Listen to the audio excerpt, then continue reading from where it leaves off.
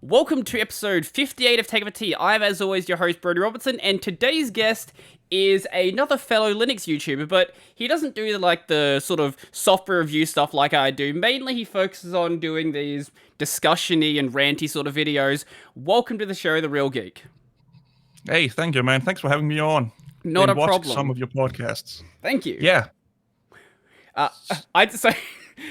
But just because I will get tired by the end of this, it is 11:45 p.m. right now, so by the time we're done, it'll be about 1:45 p.m. I literally just walked inside and I realized I still have my knife with me. Don't cut me, please. It's fine now. Actually, I won't demonstrate how blunt this thing is because YouTube will demonetize me. But, yeah. Like, I can cut along my neck and you have to jam it in anything to get it to cut. It's basically a blunt object at this point. Just don't do anything to that magnificent beard you have there because I'm jealous. This is what I get. This is my lockdown beard and it won't get any bigger than this. Yeah, this has been a work in progress for a while. You can go back to the early videos and there's a lot of comments back then where people complained a lot about the beard because it wasn't great at the time. I think I actually caught one of your first, when you come into the scene, because you did a lot of arts videos and coding and stuff like that. And I'm really interested in that area also, because like you said, I do a lot of rant videos because I like to talk. But I also, one of the reasons why I do this, and I say that a lot on my own, I have starting to do a little bit of a live stream every Sunday. And it's because I like to know what makes people into, or how people interact with their computer. You know, I call it the human connection. Because people like you and all of the other Linux YouTubers are really great at talking about coding, free and open source software and stuff like that. And I'm just a nerd in his apartment, you know, I'm a mechanic, you know, I don't understand, you know, those kind of things, but I do talk to a lot of people on my day-to-day work. So that's kind of like, why are people choosing, like we talked about, OBS over XSplit when we're talking streaming software, or Linux over Windows and stuff like that, which can give me a lot of heat because I'm really opinionated. But yeah, I've had some people complain that I might be a bit too opinionated, but I've watched some of your videos, and yeah, you are very straight to the point of where you stand on stuff. Yeah, I'm. I think it has something to do with I'm on the autistic spectrum, so I don't have a lot of filters a lot of people have, and I actually been wanting to do this YouTube thing for 10 years or something like that, and I did it a couple of years ago Linux wise, but I've been doing gaming for longer, almost since 2012 I think. Okay. But I just felt I was too opinionated. But then one of my friends, he was like, you know what? Just do it and see if it sticks. You know, throw it to the wall and see if it sticks. And people apparently like what I'm saying. So they do disagree with me and they correct me. And that's what I love. I love when, you know, people like you, if I'm talking coding and like, hey, Kent, that's not how it works. You're going to nuke the whole country if you're doing that code. You know, it's... Okay. Yeah, watch out. That might be a fork bomb. Don't do that if you want your system to run. Yeah. And I love that. I love to learn and I love to explore and stuff like that. But like I said, I noticed your videos about arts was your first distribution. And now my brain starts to think, why was that? I'm really, really curious why you were not Ubuntu as everyone is doing, you know. And I think you talked about that in one of your videos, if I'm not mistaken. Yeah, a lot of my early content style, a lot of my early influence in Linux came from Luke Smith's channel, and there was 3 main channels that got me into Linux. It was because I already had a programming background, but I'd been doing programming on the Windows side, and I decided towards the end of my time at uni, I was like, let's actually give this Linux thing a try and see what it's actually like. So at the time, I was watching Luke Smith, DistroTube, and the one who actually first got me thinking about Linux was actually Brian Lunduke. I saw one of one of his really early Linux Sucks talks. I don't remember what year it was. I need to ask him at some point. I'm trying to get him on the podcast, but Lunduke, if you're listening to this, please answer your damn emails more than once a week. Get on his podcast, please. I want to see you interview him. Like, please. He said he'll do it. He just never reads his emails, so I'm trying to arrange a time. He's just not responding to the arrange a time email. Anyway, ranting about Lunduk not reading his emails aside, there was an early Linux Sucks talk that he did where he talked about, I think it was a smart crockpot. I don't remember what year it was, but... Oh, that's the early ones. I think I remember that one. I can never remember what year it was, but... No. I had no idea what this Linux Sucks thing was, and I just watched it. I was like, oh, this is actually a really good talk. And from there, I just sort of kept snowballing from just sort of seeing what Linux was actually capable of, because I was still of the mindset that, you know, Linux was where it was, like, back in the 90s, where there was a lot of limitations for what you could actually do. But now there's nothing really stopping you, for the most part, doing what you need to do on a Linux system. No, I think you're right. I'm a little bit more of a pragmatic instead of an idealist. As you know, if you go the Richard Stallman camp, you go also idealism and politics and stuff like that. This is what I get a lot of flack from. So I would love to hear your point. I always say to people, use the best tool for the job, or the tool you want to use. You know, take the best hammer you have to hammer in the nail, or the best screwdriver. And some people like, no, you should promote Linux and all of that stuff. And how do you see that? You know, am I just a crazy old fool? Or... No, I'm in the exact same camp. Okay. I actually had a discussion with someone about the recent potential purchase of Discord by Microsoft. And there was a bunch of people being like, okay, if Microsoft buys it, everyone just needs to, like, all the Linux guys need to stop using Discord. And my argument was, it's still the exact same piece of software. It's still going to be proprietary. It's just now Microsoft owns it. Nothing's actually changed with it. No. And Microsoft, at least with a lot of their tech stuff, seems to take a very hands-off approach. Like, they bought GitHub, and GitHub's just doing the GitHub thing. The way I think Microsoft sort of handles this company acquisition thing is they buy companies that are working successfully, and then just scrape profits off the top of them.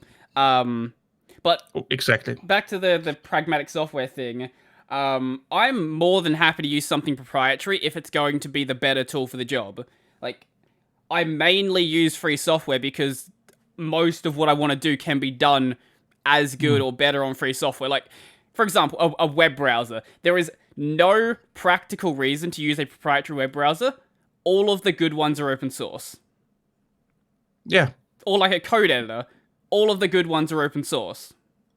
Yeah, I just like Chrome because it integrates a lot with the stuff I do, you know. But a lot of my mom used Firefox, you know. Like, you know, it's just me that have a personal preference with some plugins that means that I like Chrome better, you know. But I just get frustrated when I see a lot of people going this pro, you know, open source, and I have a video. Your audience will be the first one to know it, but I have a video I'm going to make called the Linux religion, where I'm going. It's a little bit. I like to joke around with my videos and not make them too seriously, you know. But it's kind of like where I think some people are taking it a little bit too far.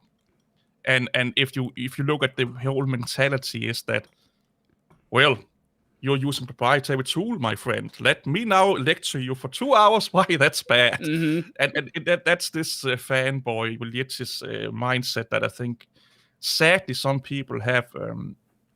And I think it's hurting us a little bit. And you see that with Richard Stallman come back. I saw your video, or part of your video about it. I need to watch it done here. And I had a lengthy discussion, like almost 40 minutes on my last live stream about it. And like or dislike him, if they want to work with him, let them work with him. As a, you know, like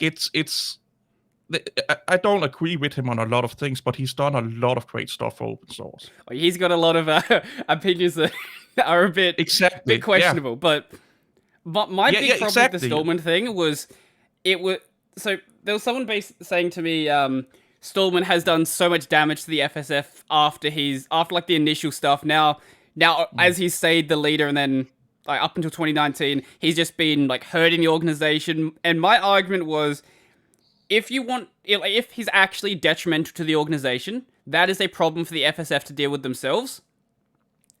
And if you are going to have problems with whatever he's saying, there needs to be some sort of path to retribution. Because what I'm seeing is you have a bunch of people trying to basically blacklist him from both of the organizations he made, blacklist him from every single Linux conference in the world, basically make the entire board of directors of the FSF resign and lose their positions. And all of them? Yeah, that's what part of the letter was. They want the entire Wow. cancel letter was to get the entire board of directors to resign. Wow. At this stage, the president is going to resign, which is a perfectly fair position because if anyone's going to resign for a poor PR decision, it should probably be the leader of the organization. Like that, I can accept that. But there was no path to retribution. It was just like, no, Stallman is just not allowed in the entire FOSS industry at all anymore. That's a big problem, and like I say to a lot of people, is that we may disagree with him, we may dislike him, he may have said some things we don't align with, but hey, some people don't agree with what you and I are talking about right now. Should we be cancelled for having those opinions? As long as we're not hurting or putting people in danger, it's up to the people working with those people. If they're like, yeah, he may be quirky, he may, have some things going on, but we like working with him. And that's their choice. And like I said, I had a friend that was really, really vocal about it. And I'm like, well, you have one choice. Go and be involved with the Free Software Foundation. Those are the people that are, in power. Those are the people you have to convince, and not me. I can't do anything, and comment section on YouTube cannot do anything. A petition cannot do anything. It's crazy. My other argument is, if you don't like the FSF, if you want to start a campaign to get people to cancel their memberships, and you want to cancel your own membership, and you maybe want to even push people to some other organization. I don't know what it is. Maybe you want to promote ethical source. That's a whole discussion right there. Ethical source. Never heard about that. We can get into ethical source afterwards. It is you might want to make a video on this because it's actually amazing. But if you want to promote some other organization over the FSF because you don't like their decision, that's perfectly respectable. But I don't think there's any way you can defend just blacklisting someone. Oh, it's not like he did any of the things he said. He had some poorly thought out ideas coming from someone who has always been really bad at understanding other people's emotions. There was a big discussion on Hacker News discussing whether Richard Stallman has autism. I don't know. Yes, he does. Yeah. It takes one to know one. But there was this massive thread on Hacker News discussing it, and then discussing whether him having autism was like an excuse for things that he said, or just because it's Hacker News. Hacker News does weird things. No, but they're kind of right. Should we be held accountable for what we think and what we say? I don't think so. Like I said, as long as we're not hurting anyone. But ultimately, it's just you're just saying something. Yeah, there's no actions being taken there. But like you say, like you're saying, is that it's up to the companies if they want to work with that person. It's in their right to say, you know what, this is bad for our product or our organization. That's in their right to take them in or push them out. Ethical. I just wrote it down. That's why I just had a piece of paper. So I'm going to look into that ethical source. Okay. So I'll send you something else as well. This is the Hippocratic license. Oh, where's that popping up then? I'll send. It should. Oh god, they've changed the interface. Along the bottom bar, there should be a little message icon box. If I send you a link, it should show up. Oh, chat room. I need to put in a name. Is that the one? I can just send you a link on Twitter, actually. That'll also work. Yeah, I'll do that. Okay. I see it now. Yeah. Oh, you see it? Okay, yeah. It used to just be off to the left-hand side. Basically, this is a software license that its aim is to stop people using software in a harmful way. And the way it defines harm is based around the UN human rights definitions, which is amusing because the UN human rights are kind of a joke, and that's a whole podcast by itself. Why the UN human rights are just a mess. But also this license claims to be an open source license while actively discriminating against like activities and specific groups. Okay, yeah, I have to look into that. It looks like a can of worms, to be honest. This is by the same group who created everyone's favorite code of conduct, the Covenant, the Covenant Code of Conduct. See, those things I don't go into. I don't look at them. I don't want. It's fair, yeah. They're a can of worms. They're just gonna get a massive argument happening. But yeah. That's why I stopped you. I am on Twitter, and you and I connected via Twitter, which is amazing. But for me, it's mostly just a promotion tool and to look at people like you, what's going on with Linux into the tech world and stuff like that. I was so stupid. I woke up at 6 a.m. I went on the Twitter. I read a thread, and I was like, yeah, my brain cells just died. I think people need to just be off Twitter. Like, just go outside a bit. Just anything else. You can... I don't care where you go. Just get your brain out of Twitter for a little bit. It'll be good for your health. What's your favorite anime? School anime, or what it is the young kids watch nowadays? Like, I have a day off social media. I take my Sundays off. No, I do watch Instagram in the morning because I have so many friends I connect with there. But I try to stay off Twitter. I try to stay off Instagram. I think I watched my YouTube comments like one time. I do that with YouTube in general. I go on to my comment section when I upload a video, and then one time a day to respond to videos and analytics and stuff like that, or else my brain will just go. Yeah, I really need to address how much I spend on YouTube analytics and comments and stuff. I will check it multiple times throughout the day. Instagram I'm fine with though, because so my Instagram is nothing but like promote, like what's the word I'm thinking of? Motivational speakers and like ex-Navy SEALs, just like dudes doing workouts all the time, and then my David sister. Goggins, David Goggins and stuff. Okay, I have to follow that sort of crowd. It's Brodie Robertson on Instagram or something like that. I think it's Tech of a T on Instagram, actually. I have to look that up. Then I love those things. Because I follow like Joe Rogan, The Rock, David Goggins, those sort of people, and then my sister. That's all I have on Instagram. That sounds like me, and then my friends and some girls, of course. But yeah, and then I get a lot of catfishes on there. That's always fun. But yeah, I watched, like I said, I watched your and Christian's last podcast together, and you guys were talking about YouTube and how much time you put into everything, and I was just like, yeah, that's not me. I'm doing like the bare minimum or something like that. Like I'm gonna make my background different color. There we go. Oh, you have. Oh, it's. I was about to ask you if it was a LED stripped or something like that. Yeah, so or is it just... they are 50 watt. They're not 50 watt. 50 watt according to eBay floodlights. They are okay. So someone did a teardown of these. They actually have a 30 watt light in them. They're not 50 watt. They're absolute nonsense, but they're pretty bright. And they look awesome. They look awesome, man. And so what was that the EEVG plug that set them down? He's a fellow Australian. David Jones. Yeah, I have watched this. I've watched this stuff for years. No, some random tech blog somewhere. But no, I love Dave's content.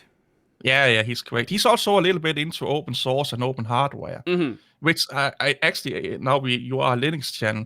Is that something you thought about, open hardware, or? I've done a video on RISC, but I haven't looked too much into it, like besides RISC. Yeah. RISC is open hardware, right? Yeah. I'm not that into it myself. Specifically. Yeah. I'm not that much into it, but I think it's an interesting idea that us nerds and geeks with Linux, we like the open sourceness of Linux, that we can tinker and all of that. And I think there's a lot of engineering hobbyists out there that would love to tinker with their graphic card. Just solder on a capacitor if it blows up in your face or something like that. Like do these kind of things. So I think the marriage with open source and open hardware would be perfect. Yeah, I would like to see more like sort of collaboration between these two communities because they seem to be very much in their own little bubbles. Exactly. Yeah. That's what I don't like so much about the open source communities, that they are too much in their own bubble. Yeah, I am coming from like since my early stuff was very much like Luke's content. A lot of my subscribers are very much like the super hardcore. I run a ThinkPad, I run DWM kind of people. Yeah. I made a video about why. What the fuck was they called something? Oh, you can swear, it doesn't matter. Okay, that tiling Windows managers were for dress up or something like that, where I debated that a lot of people watching YouTubers like us using tiling Windows manager, and then they basically just want them to take screenshots. That there was no real productivity, gain from them, which there are. That's not what I was saying, but is it really necessary? Like is that 1 second or 1 millisecond that you gain? Is that really that hassle worth? Because it's you run tiling Windows manager. Yeah, I run Awesome WM right now. Yeah, how long does it take to set that up? Awesome. Okay, so whoever designed the key bindings, I think, is like some alien creature because they don't make any sense out of the box. Once I give it sensible key bindings, not too long, because one of the good things about Awesome is the default config is fairly featureful. It's just the dumb bindings. DWM, on the other hand, is a mess if you try to install it and then run it out of the box. Or BSPWM doesn't even have a config. You install it, it also doesn't have a hotkey daemon, so you get a black screen and nothing else. You have to set it up from the TTY, otherwise it's just not going to do anything. Or that's for I guess if you have one before, then it's fine. That's for people that really wants to punish themselves. They really love to punish themselves when they're running the computer. Well, I completely agree. What I was going to say was my thing is that I've turned the punishment of myself into content for my channel. So everyone else is a dumb idea for. That's amazing. That's great. That's and I think that's an amazing ability to find that. I will not call it a niche, but you are interested in tiling Windows manager and then can convert that into something people can actually use. I'm a good friend online with someone called Esnik. I don't know if you know about him. He makes a arch respin called Easy Archer and a Debian respin. No, he's kind of under the radar, even though he has 5,000 something subscribers. But no thumbnail or anything, like old school. Okay. I think he's in his 50s or something like that. And we have these debates all the time about stuff like that. But he just wants to respin arch and Debian, and that's his content for the most part. That he found out this is something he likes to do. People, they can see an interest in it, and then he popped those videos out. So I think it's amazing that you guys can do that. That's something I struggle a little bit with sometimes. That's why it's mostly opinions I have on my videos. No, actually, I really do respect the direction you go with your content, because if I was just doing the rant videos, I wouldn't be able to put out as many as you do. Like, I have a couple of ranty topics I come up with every so often, but like, my bread and butter is the software stuff, because I know that I will always have more software stuff to do. Yeah, like I said, I love to talk, and I've been using Linux since I think it was 97 or 6 or something like that. And I always wanted to not so much spread the word, but tell people about it. And then I started to watch the newer generation of Linux YouTubers come, like that's 5 years or younger old. And I just got frustrated with the politics and a lot of misinformation. And I'm not saying you're one of them, by the way, but we can kind of all see who they are really easy if you go on the internet. And if you go on my comment section, you'll see that I give out a lot of misinformation. Like, I will slightly get the POSIX spec wrong or something dumb like that. Yeah. But yeah, actual misinformation is where you're going with that. Yeah. Like people that are they know they can enrage or get views by making a video that's blatantly fucking false. Okay, and I was like, I have almost 30 years of opinions built up in me running Linux. So it comes really natural to me by watching you guys do your videos. I get a lot of inspiration from watching you and Esnik and, Christian and stuff like that. I get you bring something up, or your comment sections bring something up, and I'm like, why are people not talking about this? That said, I do want to go into more software and tech stuff and stuff like that, because I don't want to get what's it called, one track sided, or how do you say? Something one-sided. like that. Yeah, something like that. They'll work it out. Yeah, and I also, my goal was never to be an only Linux YouTube channel. I upload a video there calling that I'm an OS fanboy. I just love operating systems, and I love tech in general. I just like talking about Linux, because guys like you are really interesting to talk to. Because my friends, this sounds, it's not like a bad thing, but my friends are like fitness idiots, car idiots, you know, people that works on cars, manual labor all the time, and that's the lift heavy things. So when I'm with them, it's over a beer and talking about how much we've been pressed the last day, you know. And I don't get my nerd on. Yeah, that's fair. So that's why I'm really active on Christian's Discord, and I love talking to guys like you, is that we can talk about these things. We can talk about eMac and why Nano is not that bad, you know. And now I'm getting hate again. But anyway, you know. I'll give you a bit of a secret. I've literally never run Nano in my entire life. Never? Never run Nano. How can I convince you to run Nano? Oh, I'd be happy to run it. I've never, like, I just dived into the deep, and the first time I launched up Linux, I was like, I'm just gonna use Vim, work it out. It's fine. You know what? I will ask you for a video then. Nano compared to Vim. If you can make that for me, that would be amazing. Because you're the perfect guy for it, because like you said, you're using Vim. I'm more of a Nano guy, because I use all kind of editors, to be honest, but Nano is just the one that's easiest to remember when I'm in the command line, and I'm all for convenience. Yeah. And I don't configure that much configuration files. I just write scripts. Yeah, that's fair. So if I need something to be done or configured, I just write a script to do it and have it in my toolkit. But there's a lot of opinions about, you know, eMac and Vim, and then there's Vim Extended, right? Or what is it called? VIME? Is that the one? That's VIM, and then that's the advanced or the extended version with a lot of plugins to it. I can't remember what they're calling it. I'm not sure what one you're thinking of, because I personally run Neo Vim, which is like a modernized version. I think that's the one I'm thinking of. Yeah. I thought you might have been thinking of one of like the Vim distributions, like Space Vim or something like that. No. Like, the problem with me is that I've been seeing I sound like I'm 60 years old, but I've been seeing so much going on in Linux that it starts to get a little bit blurry when we're talking, you know, the last generation software, as I call it, you know, from 2010 and down, and then the newer generation, is that it gets messed up in my head a little bit, because when I started out in 97, and we had to go into FSTAP to just mount our drives, you know, like, this is where it says on the hardware, this is the read and write position, and O's and ones and stuff like that, and then go into the command line, manually mount it every time and put it out. And USB sticks was not like plug and play as it is today. You put it in, you figured out your LS, your USB devices, and I already got fed up with that like 10 years ago.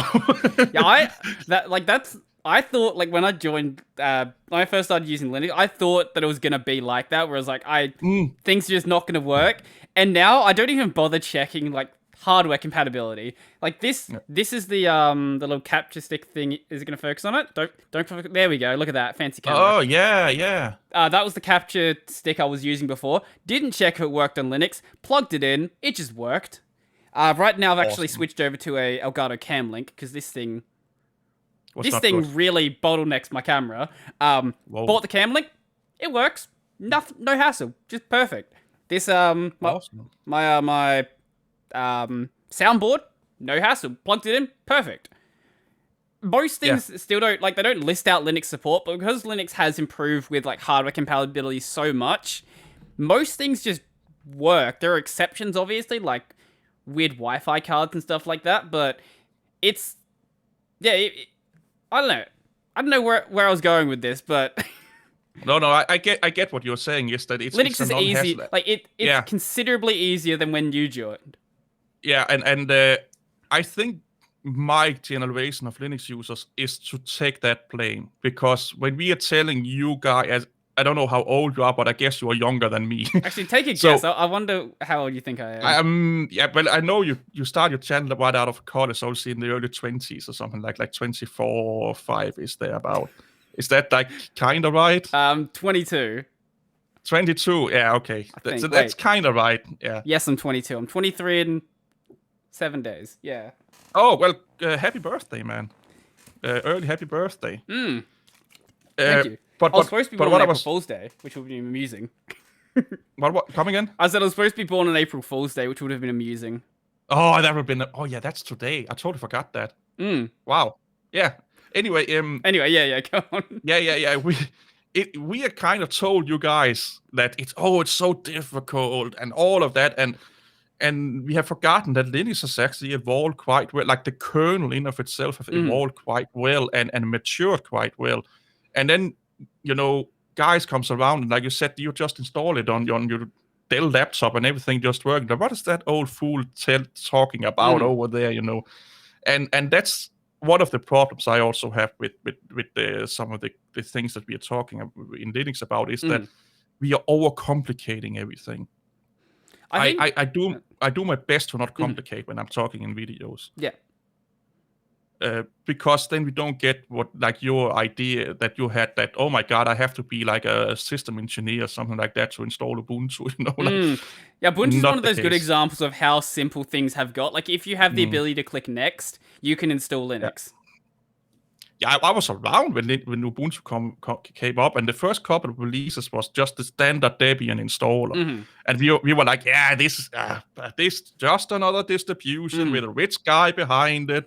2 years later, we would all be running Arch, because Arch was already starting to become popular back then, and then they did the Ubiquity installer, and everyone was just like, it was like a nerd's wet dream base, or, well, a Linux guy's wet dream, because now they could show their mom this beautiful installer at the time, and look how easy it is, and it was a massive good thing for Linux what Ubuntu did back then. People don't like them now, but Ubuntu is the reason why most people are running Linux nowadays. They started on Ubuntu or an Ubuntu-based distribution, and people tend to forget that. Me included. I forgot that for many years. I hated Ubuntu. I was like an anti-Ubuntu guy until I was like, this guy I talked to start on Ubuntu. This guy I talked to start on Mint. This guy I talked to start on Soviet or whatever you will call it. And I'm like, yeah, they will probably not be here if Ubuntu was not around. So I saw the light, so to speak. I think Systemd sort of has the same treatment as well, where it really did simplify a lot of things, but now I guess people have sort of forgotten what it was like without Systemd, because the alternative Systemd are really good now. Like, you can run a perfectly functional, like, OpenRC or S6 system. Yeah, or startup was... Unless you're trying to run GNOME, in which case you can't, because it has an actual dependency on it for some reason. There are some programs that are actually depending on Systemd, and there are some games that are dependent on Systemd also. Oh. And the same with what you call it, Steam. Yeah, if you're running Proton, some games will not run. Okay. If you're not on Systemd. I'm a bit of a gamer nerd also. But yeah, I do. I have a gaming channel as well. Yeah, and World of Warships, for example, will not run on Linux until you enable Systemd. I don't know if you know about English Bob. He's one of the OG YouTubers. He's Linux YouTubers. He's been doing it for 10 plus years. Oh wow! And he just he's have different channel names because he showed some things he shouldn't have been shown by mistake on YouTube, and you get how YouTube are with that things. And he was like, let's play World of Warship, and he was running MX Linux, and I think they are running some sort of, I can't remember the init system they're running by default, and World of Warship didn't want to start. Then you can set it all to run Systemd because they include both because of choice, which is amazing. And the game worked. He could absolutely bizarre. I think it has something to do with the Proton libraries. like the window simulation that they're doing, Vine is doing. And that's my I haven't looked into it. I'm just, brain guessing right now, and that's what I could think of, is that there's some system course that systemd provides them that they are using that, let's say, OpenRC is not OpenRC can give it to them, but the command or the instructions are maybe a little bit different, if that makes any sense whatsoever. That's my conclusion I came to, like, without looking into it. But yeah, I've had many people ask me for make videos about systemd versus whatever, and I just gave them the same blatant statement as I gave you later. Use what you want to use. Use what's best for you, because I can't change your mind. Like, I just can't. If you like arts, you like arts. No matter what I say, you can't change your mind. And I don't want to just, throw fuel on the fire. Yeah, I try. Like, a lot of people have sort of got to know me for being like a bit of a fence sitter on a lot of things. Because there are things I take stances on, like the RMS thing. I take a very solid stance on, but things like the systemd problem or the browser you run or anything else like that, I'm just like, I don't care. Like, systemd is one of the things I genuinely don't care about, because it works. It doesn't get in my way. Does my system take an extra 10 seconds to boot? Probably, but I'll just like go make some tea or something. Yeah, go look at the neighbor sunbathing outside or something like that, and then your computer is up. Like, it's, Or just be a real Linux user and never turn your system off. Like, what are you complaining about? Who cares about a boot time? Yeah. Like, I get it. And let's be honest, you're not a fence sitter, because, like you said, it's not your interest. Why should you have an opinion on everything? Do you have the opinion? I always say this. Do you have the opinion of how the bakery is making their bread? Like, do you go down to the baker and be like, you should use that flour and it should be that much? No, like, do you go into a chef and tell him how to prepare your meals? No. You're just like, yay, I don't have to cook today. You don't have to have an opinion on everything. But there are Linux people that think you should, sadly enough, and I don't like them. Or there were people trying to take opinion on things where they don't bother to do any research on it. I have to. I've been guilty of in the past. Like, I've done some videos early on where I just didn't understand enough to actually make a video on it. We all have. Let's be honest. We all hear something, see a tweet, see a comment, and we get all fired up, and we forget the context of the tweet or that comment or that article, and we just go off the horns. And that should be allowed, because we get not flamed, but we get corrected. Let me put it that way, in the comment section, and I think that's amazing. As much as I like to joke about those big head 5,000 IQs people we have in our comment section that thinks they know everything and can put a man on Mars faster than Elon Musk, sometimes they are quite good to have, to keep us in check and to be like, you do know you sound like a fool right now. And let me watch that video again after I did some research. Maybe that big head 5,000 IQ was correct this time. Yeah. Yeah, one of my Discord, and I guess one of my stream chat mods, he runs Plan 9, which I don't know how he manages to run Plan 9 and get anything done, but he runs Plan 9, and every single thing I say is wrong. And that's part of the reason I made him a mod, because I need someone there who's not a yes man. Just tell me everything I'm doing is wrong. I don't care. Yeah, and that's why I love talking to that ethnic guy I was talking about in his Discord also, is that he's really much a Linux advocate. We have a lot of things we agree on. We have a lot of things we don't agree on. We have some really, really interesting conversation in DMs. And it always ends with, let's agree to disagree, or let me find some facts, and stuff like that. By the way, to your friend with Plan 9, they just became MIT licensed. Plan 9 just become MIT licensed, and you can go download it for free now if you want to use Plan 9 on your systems. It's out of the license holder of Nokia. And Ken Thompson was originally a developer of Plan 9, the same guy that invented Unix. I just thought that was some interesting fact I read here the other day, so I just went a little bit nerdy on it here. But yeah, Plan 9 is an interesting system. I don't know if you've looked into it. No, I haven't.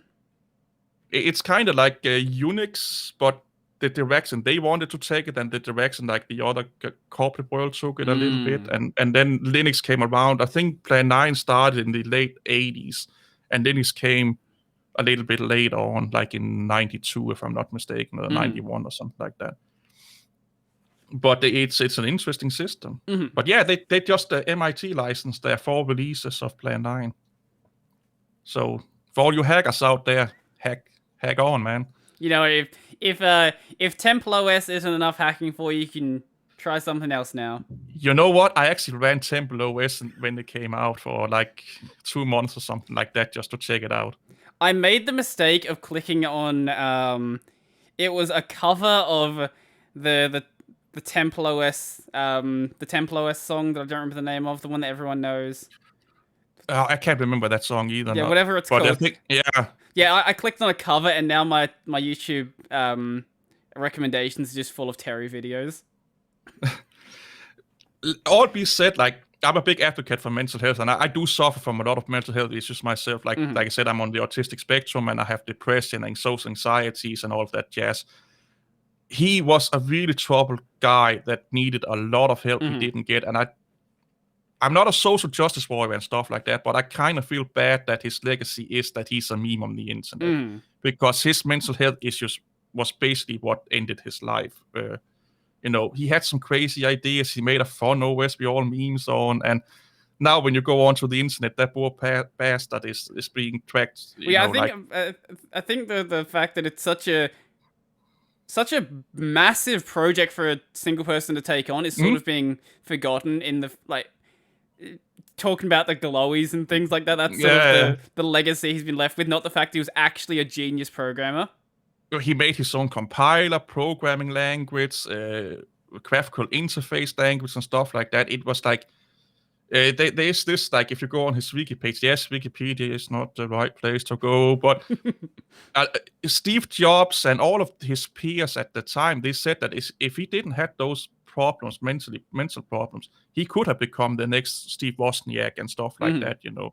He had a bright future if he had gotten the right treatment, and it's a little bit sad. I meme on them also. I'm not better than anyone else. Like I throw up the odd Temple OS GIF in, you know, GIF or however you will say it in Discord sometimes. I'm not better than anyone else, but it kind of like I can kind of see where he's coming or understand him. Me dealing with not the same things, but with mental health problems, is that it do set you back sometimes. Like you may want to make a video and then you just get anxieties and think you're going to die because you're going into a spiral, and then you can't make anything for like a day, you know, and that's not fun, man. And then if people are, luckily enough, he's not around to see it, but if you then go onto the internet and see people memeing, if you by mistake live stream that, you know, and it's not good, but it is what it is, you know. Like I joke around with it also, so I'm not better than anyone else. So I just like to mention this every time it comes up, because it is fun, but he was also a brilliant guy, you know. Like, and we are getting better in society to deal with those things, luckily enough, I have to say, and also on the internet. But it is a fun meme, though. It is a fun meme. Yeah. Like I said, I'm not holier than anyone else. I do meme on it sometimes, and when Linus Tech Tip did the video, you know, actually, it was that's sort of what brought that on. I watched the video earlier today. I hadn't actually seen it yet.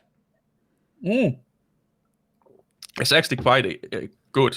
Linus Tech Tip gets a lot of flack for doing Linux videos, and I don't get that. In the past, I sort of did, because I didn't really have anyone who was actually good with Linux in the past. But now that Anthony is there, Anthony is the savior of Linux for Linus Tech Tips. Yeah, but I see it in another way. Or maybe not in another way, but I see it like this. He's so massive that just the fact that they are saying Linux is a plus for us. Yeah. If you're going into this whole movement stuff, you know, converting people and all of that shit. It's actually good for us that a big YouTuber, you know, he, like, if you combine all us Linux YouTubers and our views, we cannot make the same eyes on Linux that he can. I think the biggest channel in the Linux world right now would be probably Chris Titus. Right? Yeah, I reckon. Them. And he's not really a Linux guy. He's more. I see Chris Titus Tech as a Windows and Linux guy. Yeah. Well, he started as a Windows Server guy. But I was also gonna say, whenever Wendell mentions stuff. Yeah, Wendell. Yeah. But they don't really do much with level 1 Linux. That's a very rare upload. Usually it's GPU stuff. And when they do it, it's a lot like corporate stuff, and that most people don't want to watch that. They don't want to watch server benchmarks and let's make a 40,000 gigabyte server rack or something like that. It's so unattainable for a lot of people. So the top 3 Linus Tech Tips Linux videos. We have the Microsoft should be very afraid Noob's Guide to Linux Gaming. That's 2.7 million. Which is nonsense. It's crazy, man. Linux Gaming is better than Windows, 2.4, and 10 Ways Linux is just better, 2.6. Yeah, it's crazy, and he may say some crazy things, or they get some facts wrong and stuff like that. But just out of those 7 million, if just 100,000 people install Ubuntu to check it out, or whatever distribution they want, I can't drive that number. Chris Titus Tech cannot drive that number. DistroTube, Wendell. No one can drive those numbers, not even if we combine all our strengths together. And I think people are missing that a little bit. That, yes, he is memeing a little bit on us. They are taking it a little bit lighthearted, and they may get, not all the facts right, but who does? Like, come on. I think there's a lot of people in the Linux world that sort of take themselves a bit too seriously. Yep. What was the video? I did a video recently where I basically... Give me 1 second. I'll work out what the video is called. I should remember it. Where basically at the end of the video... Oh, it was the video where I did the reaction to Luke Smith reacting to DistroTube. And at the end of the video, I basically just said, I made this video because there's going to be a bunch of people who tell me that this video had no point, it was a waste of time, you shouldn't have made it. That's exactly why I made it. Stop taking yourself too seriously. Have a bit of fun every now and again. I have to watch that video. Can you remember what it's called? If it's Brodie reacts to Luke Smith reacting to DistroTube, which is a bit of a mouthful of name. I could have come up with something better. DT was making the argument that you should replace /bin/sh with fish. We don't know if he was joking. See, that's the problem with him. I generally don't dislike anyone in the Linux community. I may not like their content. I have to say this or else people think that you're disliking. But I don't dislike people. It's their content I don't like if I'm not watching their content.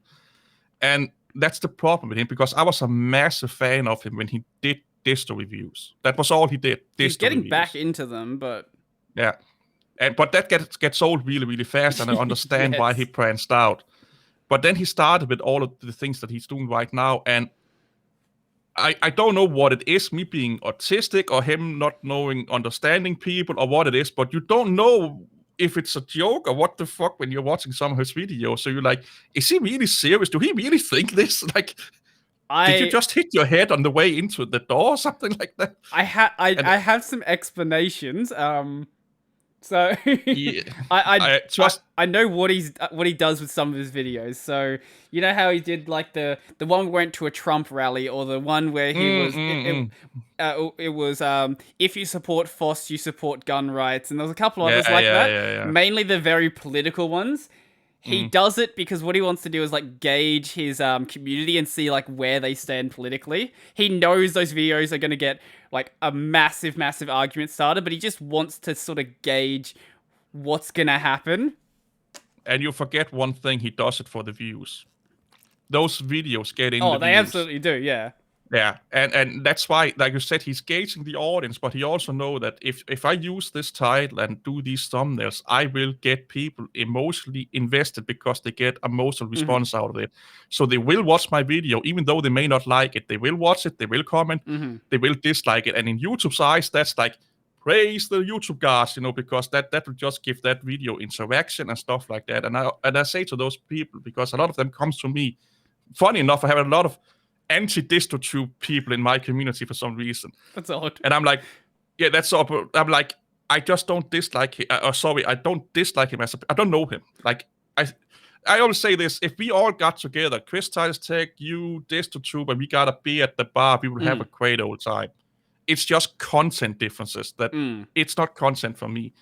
And that's what I try to convert people, because they start to attack him personally and stuff like that. And he must be this and that. And I'm like, not to defend the guy, but we don't know him. And if you've been on YouTube for a while, I've been on YouTube since 2008 with other channels, but I didn't really do much of it. And you start to pick up really fast when people are gaming the system. And he's trying to game the system. He's trying to get these views. And I respect the grind. Hey, chase the bag. Hey, let's be honest. Let's be 100% honest right now. If we looked at how to run a YouTube channel, he's better than we are, because he's getting more views, he's getting more money, he's getting more subscribers. He knows how to do a YouTube channel. He does also like to experiment with stuff. Like, there's a lot of videos here that I can look at the video and tell you this video is gonna just do shit. So yeah, he's got one. I think everyone can. Well, he did one recently. This also had a really bad title as well. Creating a D menu script for web bookmarks and history. That one got 3,500 views, which for his channel was really low. Yeah. But then he did other one. This one got that one quite well. It was about the RMS cancel letter. He titled it "GNOME board members must resign in disgrace," which is such a great title. I almost watched that one, but I don't watch that kind of content, because it will get me fired up. I know myself too well that I know that I will get fired up, and then they have won, because they are doing it for that reason. How did he make a video on 0AD that has 15,000 views? Why are there 15,000 people interested in 0AD? It's a cool game. Have you heard of that one? Yeah. I'm getting old, but that was the game we played back in the days, I tell you young people. when we ran Linux in 98, 99, 2001, and so forth, we played 0AD. We played Tux Card and Tux Penguin, or Pinguas, or what they were called, or Super Mario Tux, or, the Mario clone. Yeah. That was the only game we could play. So if we are still around, I think those 5,000 people are people like me. That was like, oh yeah, I remember those days, and then we go watch that video. But yeah, he knows what he's doing when we're talking running a YouTube channel.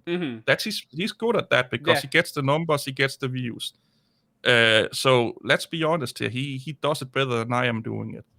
He like within 2 years, he was like taking off, man. The same with Chris Titus Tech, like they 2 years, within 2 years, those two just boom. Yeah, Chris is someone who a lot of people in my community have an issue with, but same.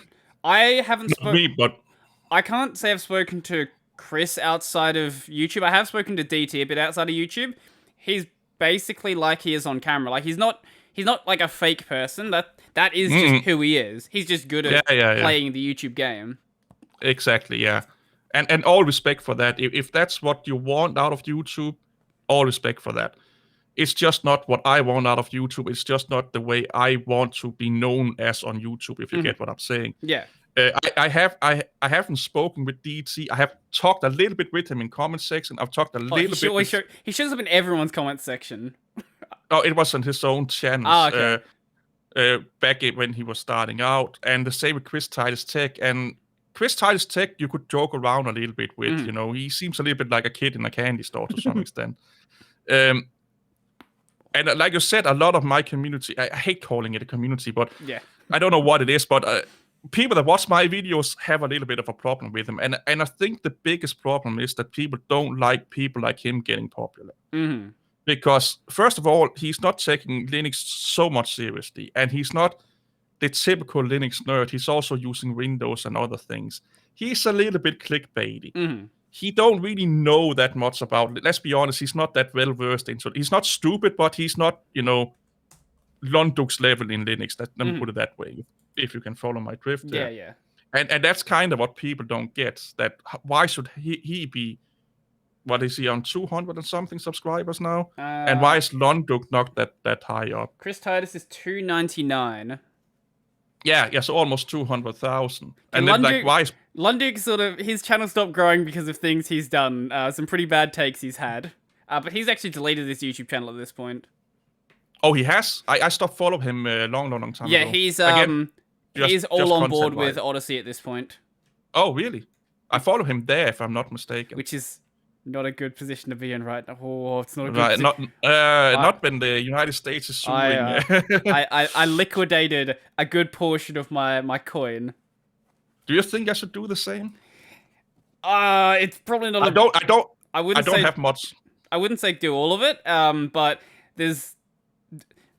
Before YouTube strikes this video down, we're not economists. We're not giving investment advice. Don't strike me. I would say it's probably not a bad idea, because there are talks of a stock market crash coming as well, which is going to. I do dabble with stocks, but on a play usually level. The crypto market ties very closely to the stock market dips. Yeah, because I like to play stocks, not with money, but it's real life stocks that we are playing with, but it's kind of like an online game, but right. You get so I'm really into this whole stock thing, and that's ever since the pandemic. I'm just been waiting for the whole thing to crash down, and that cryptocurrency is really bad at the moment, going up and down way more. We are in a massive bull run right now, and a bull run can't last forever. No.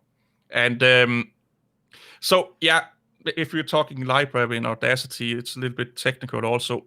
I got on there. You said Audacity. Audacity, sorry. I got on there. Yeah. Odyssey, yeah. I don't know. I got on there just for the fact that I had a backup for my YouTube channel. Yeah, that's fair. Because I can be a little bit spicy sometimes. I like, one thing I noticed living in Denmark is that our way of seeing the world and our humor don't go well with the American way of seeing the world and their humor. So a lot of it get lost in transaction, so to speak, or translation. It's a little bit easier with guys in Australia. I love guys in Australia because they are almost Danish people with a better accent, basically. That's kind of like how they are.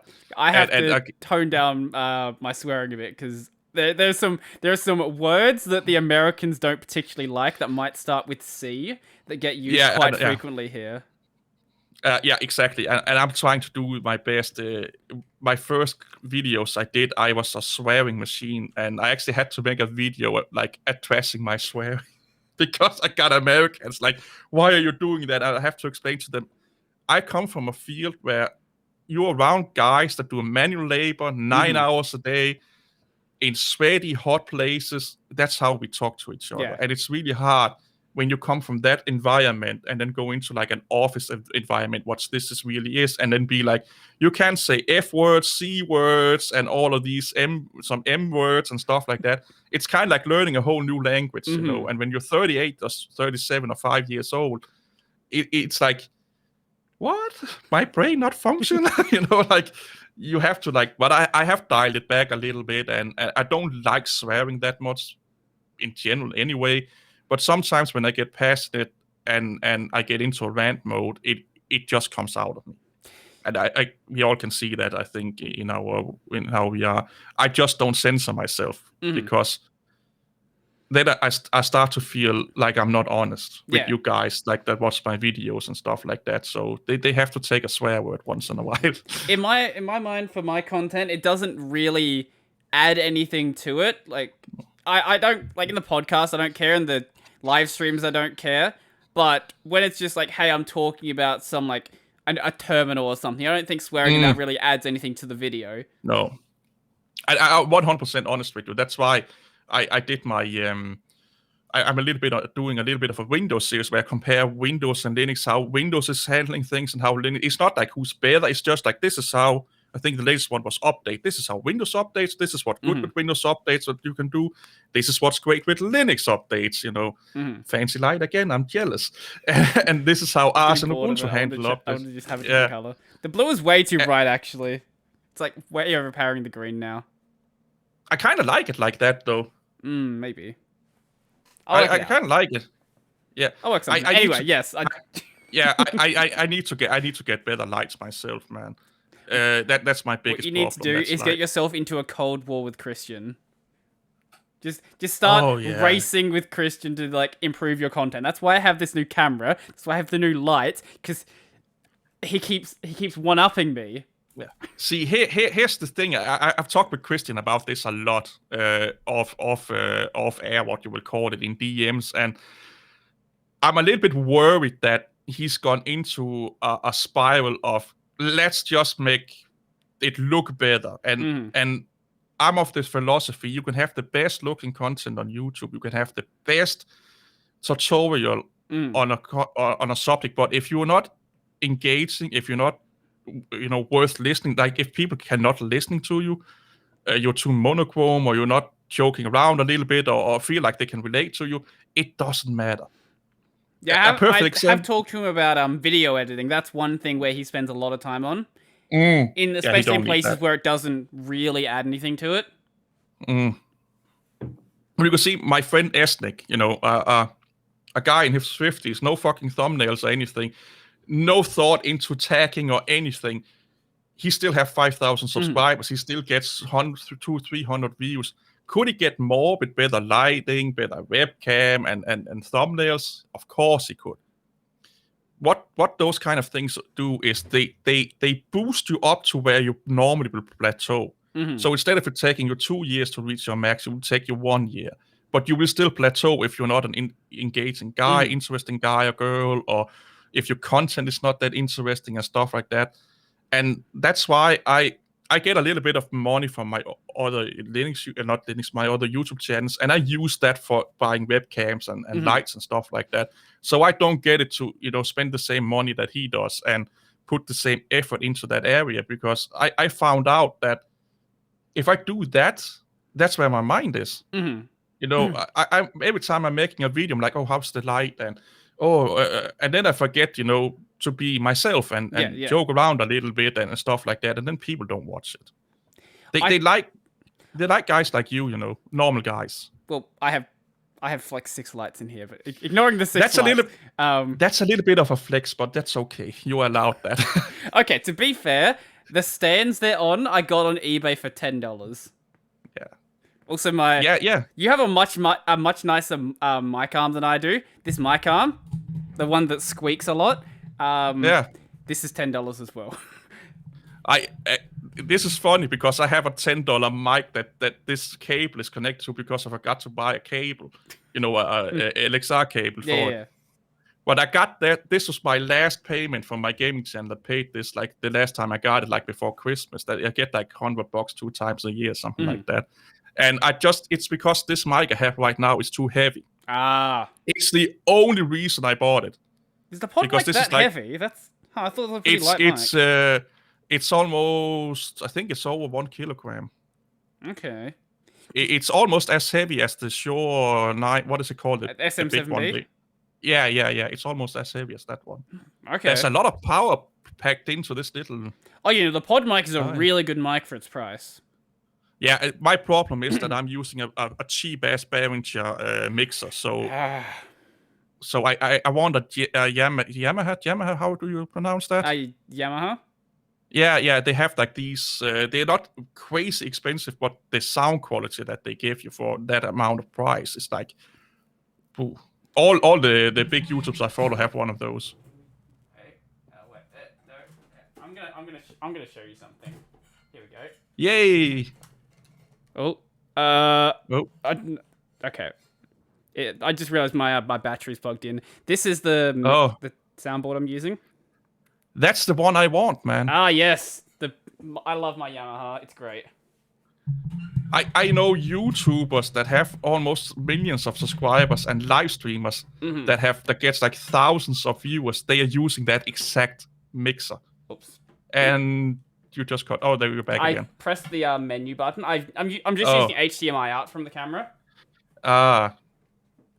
So yeah, like a lot of tech YouTubers actually really prefer that mixer there. They really like that mixer. That's a very bad idea. That's a little bit nice that people can. This like you're hogging the world, you know, like you are giving all the viewers a hug or something like that. Be like, pew. There we go. Pew. Wow. That may be my next investment. Too dark. Like first I want lights. Yes. I want some better lights. Lights are cheap and add a lot. Yeah, the lights I have now are like LED lights I bought for like, I don't know, $5 or something like that. Knock the LED lights. Before I was using this, I went to this local hardware store here called Bunnings. I had lamps that I bought for $5, and that was what I was using to light my backdrop. Yeah. I think that's what I paid for these. I can actually see one of my lights is out of whack. But that's what I could afford. Like I don't have a full-time job, so I have to pay, you know, I have to buy what I can afford. And I think it's a really, really good message to send to people that want to get into YouTube is that you don't have to overspend. It's so easy to spend too much money getting into YouTube. Mm-hmm. And again, if your content is not, that's what people should focus on. I see all of these, this is how you get into YouTube, and you need this camera and this mic. And yes, you need good audio quality. Your webcam, you don't need a webcam really. If your mic and they can understand you, that's top dollar. The webcam problem, this is a problem that I may do a video on, to be honest, because I still see many who I've made the same mistake as well, buying webcams. Don't buy a webcam, because your phone will look better than every single webcam on the market. You can get a $5 mount for it, and there's an app that you can use to turn your phone into a webcam. It will look better than anything you're going to buy. True. I have a C920, you know, the one everyone buys. I have a C920 as well. It's sitting in the drawer over there, because I don't need it anymore. And I will defend webcams a little bit here then. I do agree with what you were saying, that nowadays mobile phones is amazing if you can figure that out. It's just, first of all, webcams is plug and play. That's what more people can figure out, you know. And it's kind of like, I can still use my phone, you know, while I'm talking to you. Yeah, that's the one problem you do have with it. Yeah. So if my mom is calling to yell at me, I can just throw the phone out and say I'm not here. And another thing I also like with webcams, and now this is going to be fun, is that you can do this. I have like a privacy thing, a little box on it. I just can put down. There's a lot of advantages with a webcam, and the C920, if you get good lighting, a lot of the B-rolls you see on tech YouTubers is done with a C920 under good lighting. Yeah. Because it's cheap for what it is, and lights are cheap. You pay a lot of money for your mobile phone. And that not being accessible to you is a negative for me, because when I'm doing videos, I actually use my phone quite a lot. But if you have two phones, like I have a spare, what is it called? iPhone 6 or something like that. Yeah. That could be turned into a webcam, you know, like a thing here. If you don't just chuck your old phone out, you probably have one laying around, Yeah, exactly. And if you want to get into YouTube, that's a really great way to do it. You don't have to buy a webcam if you don't have one. Plug your phone in. My other argument, rather than a webcam, is go on eBay, get yourself like a second-hand like GoPro Hero 4. They're a bit fiddly. You have to modify some settings to get them working with HDMI out. But if you also be careful, because it is a action camera, and a lot of them have broken HDMI outputs because they get because of that. They get chucked around a lot. They're gonna have parts broken. But if you can find one that works, or like it will look better than a C920. I've seen them side by side. There is a light and day difference. No question about it. No question pick up about like it. $50 or $60. So it's. But I just like webcams. I get the convenience of the C920. Yeah. That's what I'm getting at. I talk to a lot of live streamers and have helped a lot of live streamers over the last 10 years actually, and YouTubers, because I really like that actually more than making my own content. I like helping other people out with their content, and don't do what I do, but do as I say. And I know that's a bad practice, but I'm a minimal effort kind of guy. And if I'm talking to a young girl that wants to get into makeup, or a guy that wants to live stream a game, I'm just like, do what you can afford, and don't pay more than you're willing to lose on, let's say, a night out with the guys. It should be, you should not pay more than you're like, if this don't work out, you're sitting and crying because, oh my God, I couldn't get this, and not crying literally, but you are a little bit like, oh my God, this didn't pan out, and now I don't have money for X, Y, and Z. And yes, it may be crappy equipment you can get, but here's the thing. If you're funny, if you're engaging, if you make content people want, you can look like me and still get views. Like, you can have a bad accent, you can mispronounce words, you can fuck up sometimes, and you can look like you're never leaving your house. You will still get views if people like listening to you and like the content that you make. You don't have to look like Brad Pitt and have this massive production that you know, Lions Tech Tip have and stuff like that, and just go for it, because YouTube is amazing. There's a lot of big head 5,000 IQ people that will disagree with everything, tell you that you're wrong, that they are better than you are. But there's just as many great people that you can talk to, have fun, and hey, YouTube helped me out of a depression, man. Like, I was really, really massively depressed, and I didn't associate with anyone. So it's like, I have to again, this amazing friend. She lives in Arizona, by the way, with her husband. But anyway, she was like, why don't you live stream so you can talk to people? I live stream. Like, why don't you put a webcam on, so, you know, to kind of get me to, you know, associate with people a little bit more? I started to put a webcam on, and then, why don't you do this Linux thing you want? I did that, you know, got these small pushes there, and that helped me to be able to talk to people nowadays, you know. And that was back then I had a webcam for like $30 or something. You know, it cost me nothing, but it was not enough that they could see that there's a human behind it. And it was really what you call it, boundary breaking for me, because I was like, nobody see me, and my accent and all of that. It was like, people don't care, like, they really don't care. So if one of you guys is out there, or girls for that matter, I think especially girls, we need more girls in tech industry. I have a 2.8% female audience, so there are some women out. Questionable how many of them actually are women. I don't. 0.5%. I can confirm there is at least one. There is one female in my Discord. The others have been scared away. How do you see that now? Because I think I'm on 0.5% or something like that. If you go into it's your the audience. Yes. Yeah, audience. Yeah. Oh, it's 100% males. Oh, that's the last 28 days. How do I see that must be advanced, right? Can I fucking address something? Yeah. Firstly, I'm not in the fucking UK for the last goddamn time. Also, I'm not Amish. Why do people keep thinking I'm from the UK and Amish? Stop. I don't know how you get this. I just looked at my most recent comment. Like, I've had this comment so many fucking times. Okay, sorry. I have 2.6% views from girls. Ah, lovely. They like the neck beard. But, yeah, they like everything, man. But yeah, I now you're saying that about Amish. I think the first thumbnail I saw with you was that I was like, is this an Amish people doing tech videos? I'm not joking. I was like, I think it was the beard. And I was like, that could be actually, this is what I thought, that could be a fucking interesting thing. If you were like let's just like from a content kind of view, if you were like a converted Amish person that was now a Linux user, holding a little bit onto your roots as non-technology, but if I have to use technology, it has to be open. It has to be LBRY.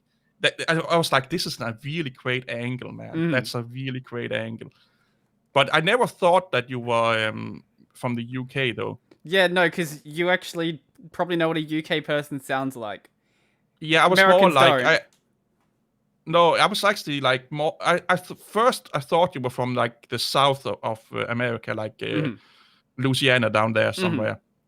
But then I started to pick up some of the Australian quirks that you guys have when you talk, which is, I love the Australian accent, by the way.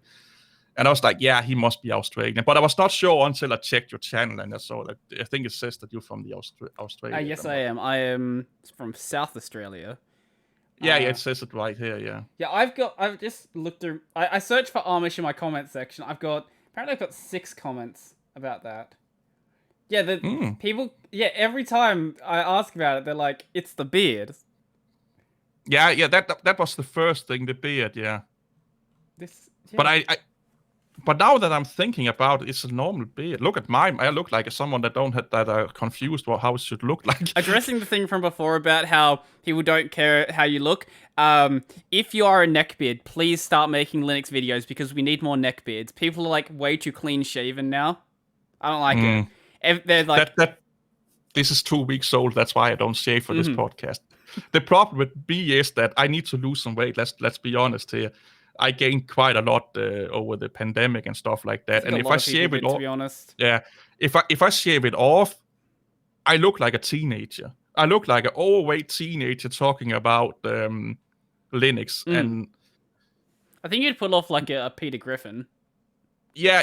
Oh, yeah, that could be funny. I just need to nail down his way of talking. But the problem is that, and this sounds a little bit vain and weird, but if you have a beard, it gives you a little bit more authority when you talk.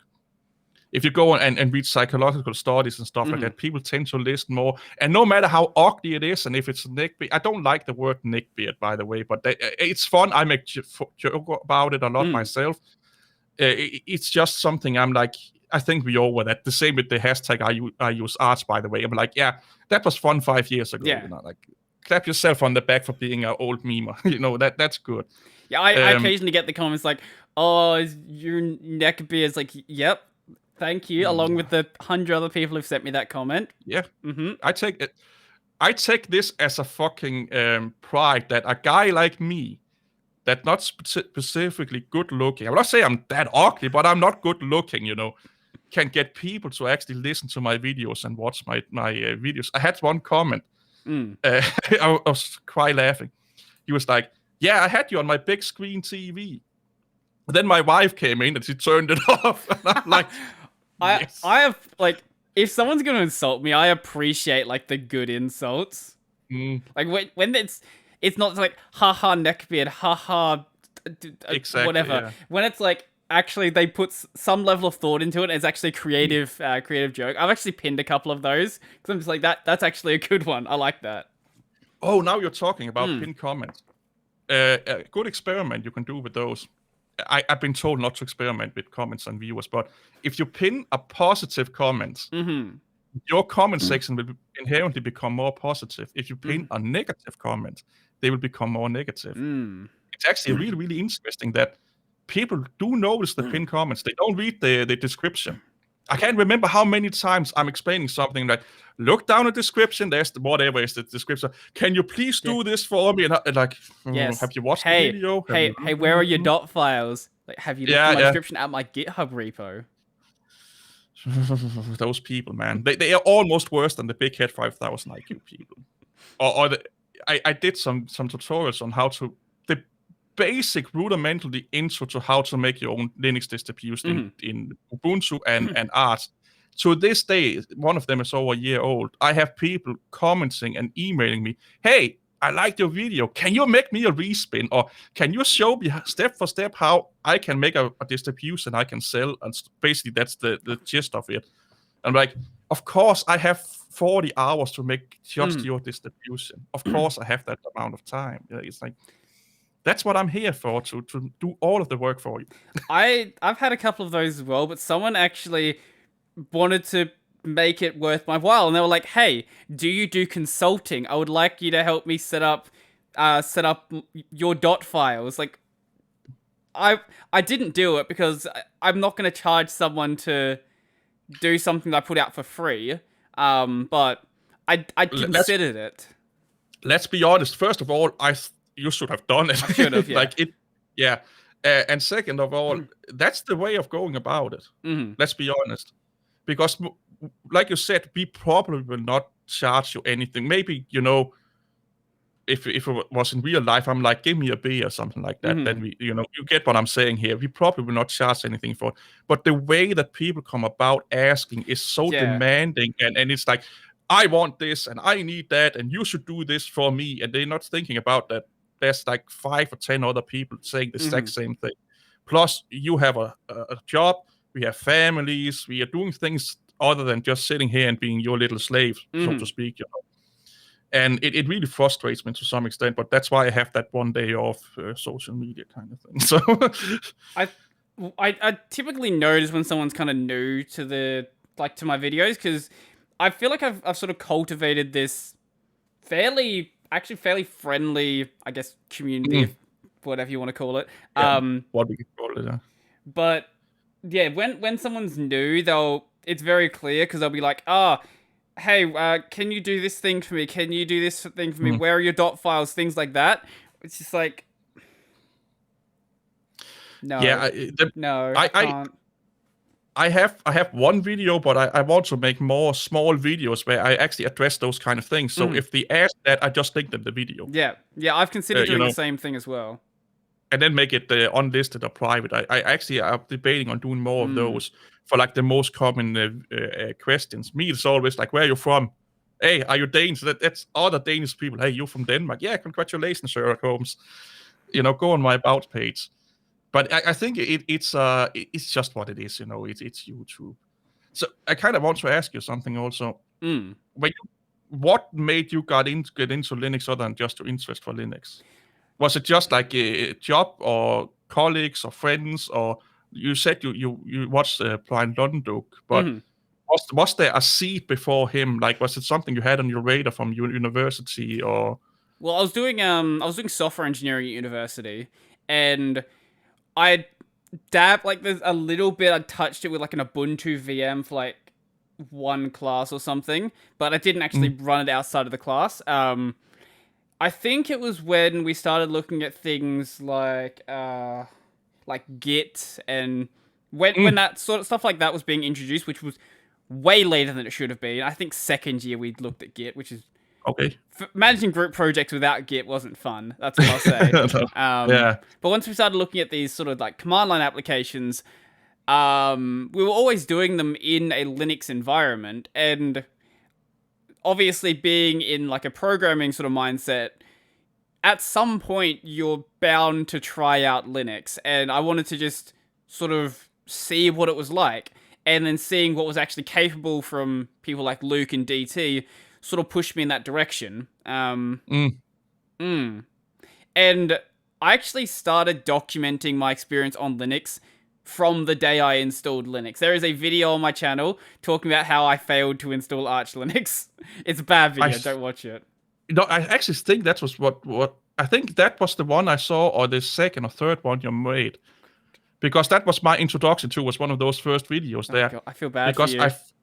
No, it was. I find this interesting. So for me, it was interesting to see how you went into it. I was just confused that you chose Arch, but I get your mindset, because I'm a little bit like, I guess you are also. You go for the hard option. Yeah, the Arch thing was, I don't know. I think that, I don't know what it was. Maybe it was I just wanted to build something from the ground up. That's probably the best explanation for it. I was like, okay, let's just, if I'm going to build something from the ground up, there's not much lower I can go without going like Gentoo or Void or Linux from scratch. Yeah, and there was no way I was going to do Linux from scratch in my first project. And I saw there were all these tutorial videos on installing Arch, and they're like an hour long. And like, it's an hour. That's not too difficult. Got it installed, got i3 installed, and sort of just started playing around from there. And that newbie stage, I hate the word normies, by the way, but anyway, that newbie state or that beginner stage, I love that. I love when you have something new in front of you, and you just, everything you do is new to you. You can explore, and when I'm hearing you guys like you telling that, it's kind of rekindling my first Linux install, and it's actually a fun story, because at a year, I think it was 13 or 12 years old, I helped a guy make computers. He was selling old computers that he was selling to like his friends for word processing in the 90s and stuff like that. And I met him because he was walking dogs when I was walking dogs, and he was like my age now, and I was like, I said 12 or 15. So we'd start talking, and he was like, what do you do? I do this computer thing here. And he was like, yeah, I have some hardware problems. I've always been good with hardware. So I helped him out. And then one day I went out of his house. He gave me like a Red Hat 4.2 or something like that. Like he got those O'Reilly books with it or something like. I can't remember if it was an O'Reilly book. And I got home and I got, hey, we have spring break, and I put in my computer. Please designate a root drive, and I said there root. Oh, let me take the dictionary. Part of a tree. Okay. So I sat there for a day and just like, root, what the fuck is this? Do I have to plant a tree to get the root system going? Like, that was how I thought, And yes, the installer said use /, but I didn't. My brain, 13 years old. Yeah. And, so I, let's fuck it. Put in a / and press next. Oh, it worked. Swap. Huh? And it worked. And then I got a GNOME, I think it was a GNOME 1 desktop or something, like a GNOME 2. And I was just like, ooh. I was like, I loved it. I can't explain it. There was so much new stuff to learn, And when I found out I could actually look at the source code, I didn't know what that meant. I didn't know, why that was important, but it was just amazing. I could actually see how they made the thing that I'm using. And then I went over using OS2 and BOS for a while. But it was really, really eye-opening, and I can imagine it, but sometimes I just can't imagine that I'm still using Linux to this day. Like I said, it's like almost 22 or 3 years ago I had my first install, and I have always had a Linux machine either all my laptop has always been Linux from day one. I do games, so I do have Windows installed, and I do work a lot in Windows and use Linux on VMs. Yeah. Which is a really, really interesting combination if you ask my friends, online friends. But I do that quite a lot. But all my laptops, ever since 2000 when I got my first laptop, I don't have that now, but they've always run Linux. Yeah. No question about it. I was like, my main PC, because of gaming and other, compatibility problems and stuff like that, that stayed there. I don't mind that I'm losing some hardware stuff on my laptop. So the Wi-Fi may not work. I don't care, because I didn't use it, on a college or anything like that. So I always have been running Linux, and it's actually really crazy to think about that it's been that long, and also how much has happened. Like, Ubuntu was a big milestone. YouTube was a massive milestone for Linux. Some guys you should look up, it's like Sneaky Linux, English Bob, these been around for 10 plus years. Total OS Today, I think it was, Brian Lunduk's old podcast. I don't know if you ever watched that one he did on, or what was it called? He had a podcast kind of like this when he had a co-host. They're still around, right? The co-host is still around. Yeah. They're doing the, what is it called? If I think of are you thinking of Matt Hardley? Yeah, I don't know. They did a podcast, a weekly podcast, like with video, and it was Jupiter podcasting or something like that. Jupiter something. And they had some falling out, I think, or something. But they split up. But it was really, really fun to think about that. All of that back in the day, and that this was before 2010. That was done on a Mac with Mac OS, but they didn't tell anyone because they were afraid of the Linux guys would figure it out.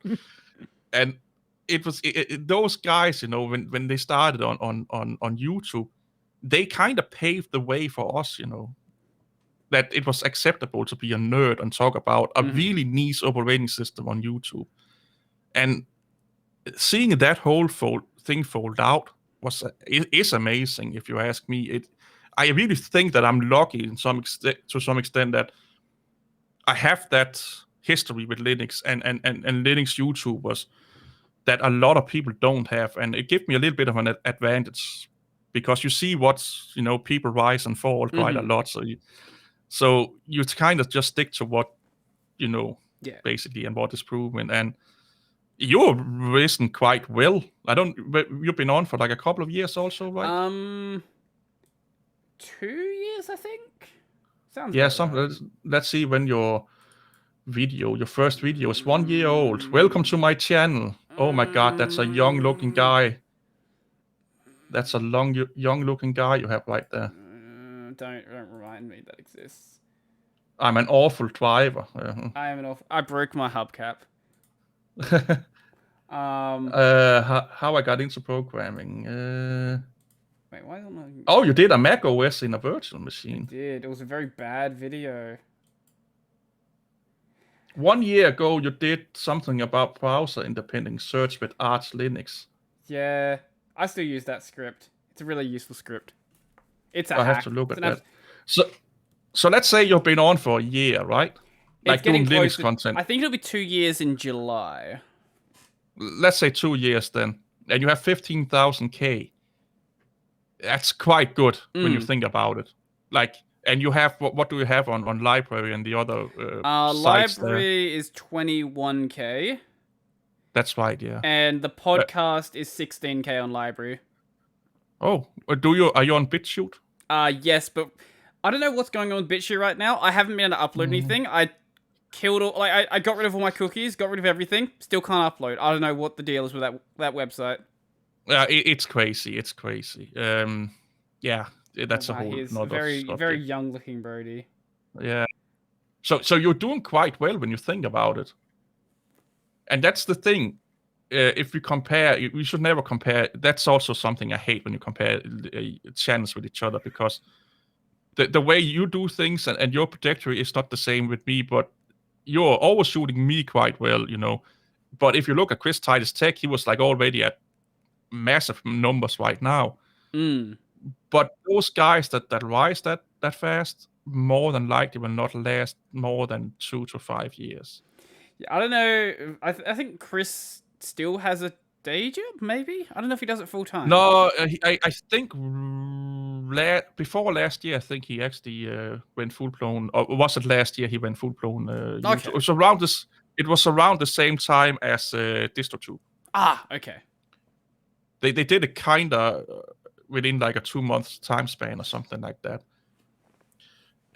And it's bold with that subscription count or those numbers, to be honest. But he does some consulting or part-time, I think, also. 100K isn't too crazy. I can tell you how much DT makes. I don't know exact numbers, but I can go by my numbers. He would be on about, just from YouTube, about it's not 1,200 a month, maybe 1,400 it's a month. Not much. Yeah.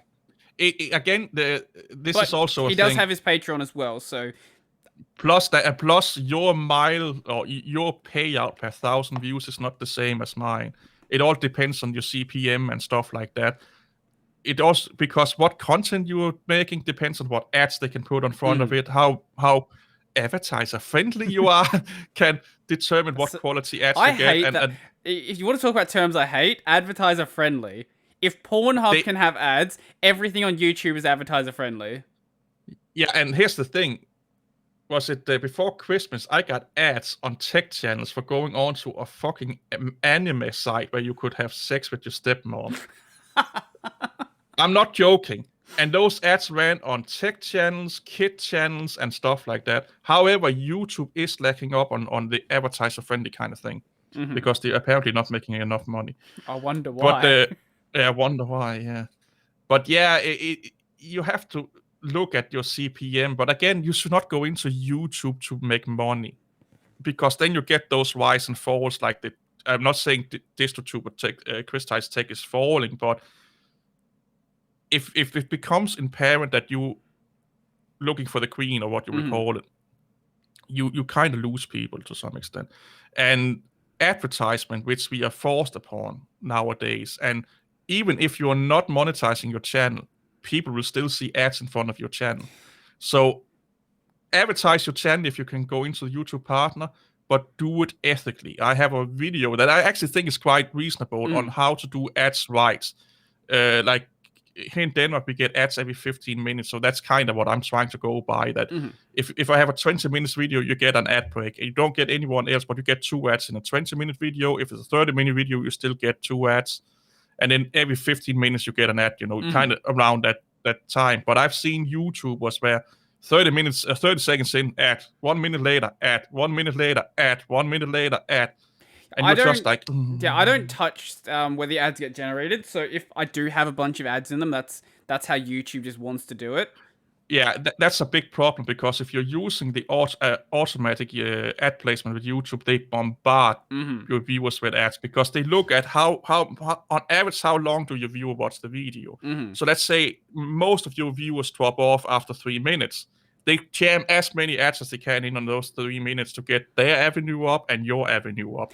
But that also means that people will not watch your videos. The other problem is, being in the tech world, we have a lot of viewers who are very big fans of adblock.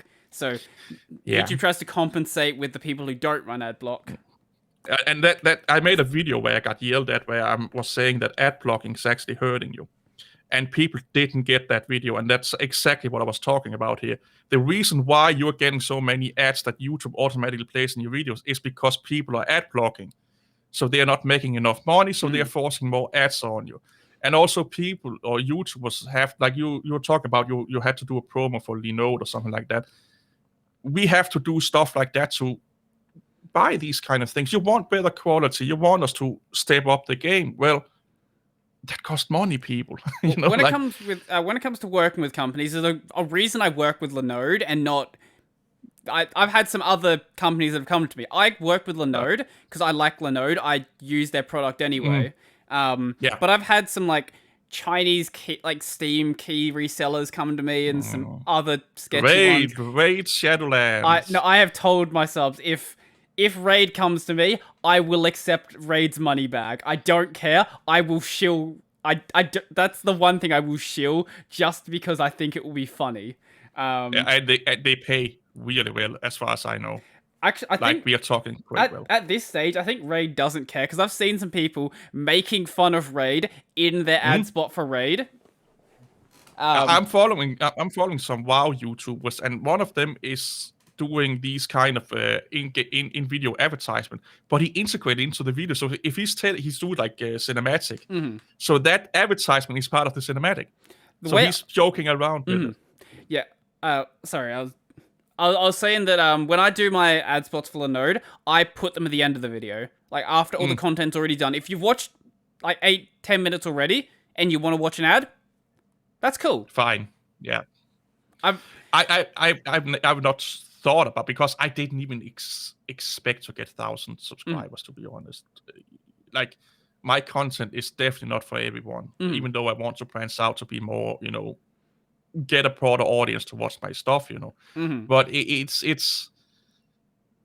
a crazy thing, this whole YouTube, and a lot of people don't seem to get it. I think that we spend a lot of time editing, we spend a lot of time setting things up, researching subjects and stuff like that, and they're getting all that for free. And if you have to watch a 10-second ad, it's not fun. But come on, be a little bit generous towards you. I say this: I don't care if you ad block, but don't start to demand stuff off me then. If you're ad blocking, don't demand stuff off me. Or you can donate if you... I don't have any dough, but... I think if you donate a $1, that'll pay for about 500 video views. Yeah. If one guy donate $1, he can ad block for 2 years or something like that, without hurting the channel. So if your content creator have a PayPal or a Patreon or stuff like that, ad block and give them, ask them to make, like, I think the lowest tier on the Patreon is $1 or something like that. Yeah, I think I have $1 tier right now. Yeah, just subscribe to that and then ad block, because it helps you out and everyone else out that are making good videos more than people think it is.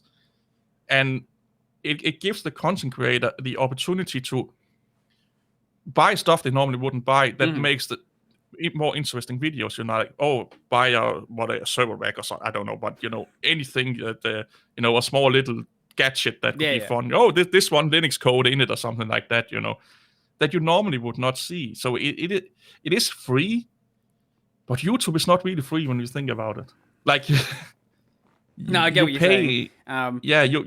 You have to pay somehow, I'm sort of in the same boat with AdBlock. Like, I run AdBlock, but the creators I do enjoy, like, I might throw a couple of dollars their way every so often. Or the creators that are on Odyssey, I like to watch their content there as well. I don't run AdBlock. I used to, but I don't. And if I install a distribution to look at it and I see that it has AdBlock and I know I'm going on YouTube, I just whitelist YouTube. I have been on website, and there are some YouTube websites, if with tutorials on. There are videos running 2 or 3 different places, and you get a bigger EP, and here's some pills to take because you can't sleep, and plug the motherfucking shit out of that. Plug those websites, okay? Plug them. Yeah, I whitelist. I do whitelist a couple of websites here and there. Ones that like don't have a donate button, and I use very frequently. But yeah, I think ad blocking is a good idea because if you do go to sketchy websites, because there are there's very sketchy ads you get out there.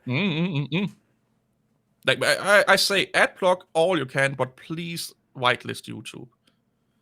I don't care about the money, but there's some people that are on the verge of can make this actually a reality and live off it and give you even better content. So why not pay with like 30 seconds of ads in the beginning? But the more you do ad block, the more you'll see embedded ads. That's what's gonna happen. Yeah, exactly. Yeah. So you'll watch a 30-minute video, and 50 of them will be, let's look at Linode and Raid Shadow Legends and Blockbuster, whatever it is. I don't know. Advertising Blockbuster, mate. I think you got scammed there. Yeah. Oh, they still have one physical. Oh, do they? Yeah, that's the original one, brick and mortar store. Oh, wow. That's still open. Yeah. I told that in a podcast. I'm in this really great period where I sort of remember like when Blockbuster was a really big thing and then it just vanished. I think it was around. I would have still probably been in primary school, I reckon, when it's happened. It's some years ago, yeah. But yeah, I would go like every like couple of weeks. We would go down there. We'd rent a movie, or in my case, I'd like rent a game for a couple of days. Oh yeah, game renting, yeah. I'd like grab some random PS2 game that looked cool. It's like, oh yeah, this is awesome. Turned out it wasn't awesome, but hey, we'll give it back in a couple of days. I'll play. I don't like the game at all, but I have it here for 3 days. I will play it as much as possible for these 3 days.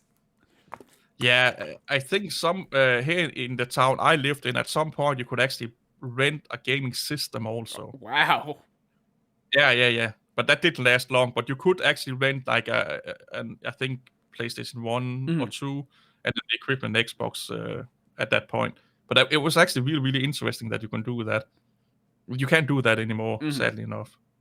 But yeah. Have you ever been into like running Linux on like consoles and stuff like that? I haven't done it myself. I've looked like at people who've done it.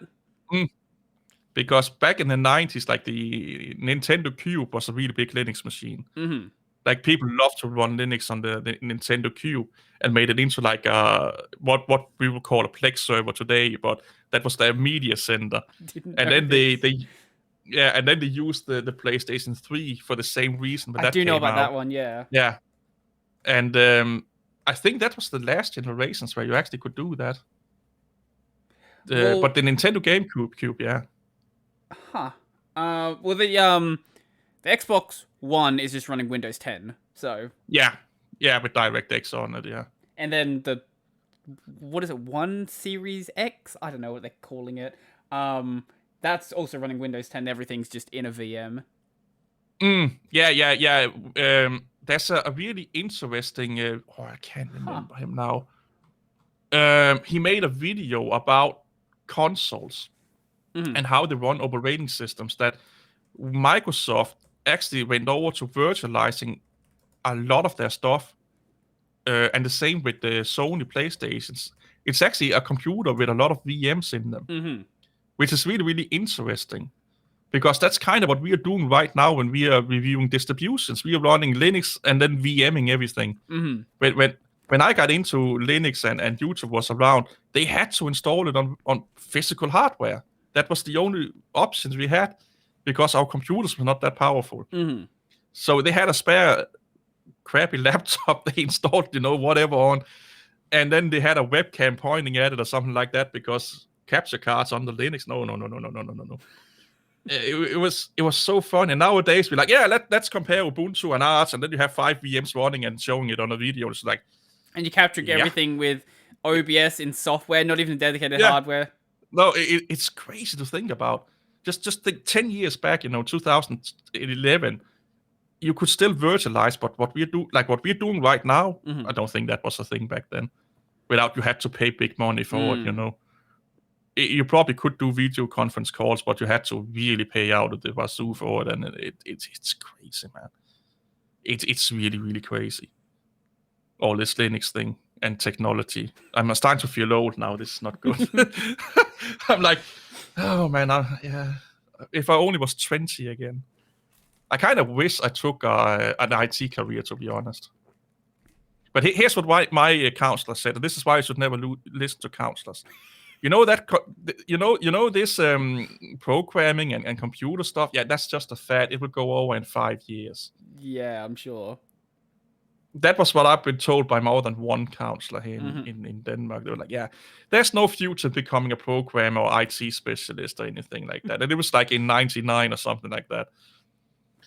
So go become a mechanic. So I became a mechanic. And then when I was educated, all my friends that went on IT school, they just got double the salary I got. I was like, there. Hey, there's my counselor. Bitcoin's not going to go anywhere. Oh my God, yeah. Oh, I don't know how many people I've talked off buying Bitcoins. Here's the thing. If you don't mind gambling, you can earn a massive amount of money on Bitcoins. Oh, I have a lot. But it is gambling. Oh, yeah, no. It is gambling. But what I was getting at there was like, back in like the early 2000s, you could say like, oh, Bitcoin's not going to go anywhere. It's a couple of dollars. Now it's like $66,000 Australian or something dumb. My brother, he gave a PC to someone he was at uni with, and he was like, hey, I can give you Bitcoins. And he just, the computer cost him, I think it was like $100 or something like that, $100 because they had some spare parts they sourced out and stuff like that. And then like last year, he got, I don't know how, but he got an email. He was looking at an old email address he had since the days. And they were like, you do know that you have some Bitcoins laying around. The wallet he was using. And he got like, I have to convert in my head, but I think it was like $500 or something like that, Well, there's that it quite a lot of money. Of the dude who bought a pizza with 10,000 Bitcoin. Yeah, and the dude that threw out his wallet with what was it, like 1,000 Bitcoins or something like that, or something crazy like that, and he was like, yeah, I have it backed up, and then he threw out his computer. Oh, it was not backed up. So there are, I don't know if it was 1,000 Bitcoins, but 100 Bitcoins or something like that. But there is right now a hard disk on some landfill that's worth more than machines that are going over it, basically. Like it's just like great. But how is your view about this library thing? You're quite active on RMS. What is it called? SEC? Yes, that the is suing SEC. them? Yeah. What are your take on that?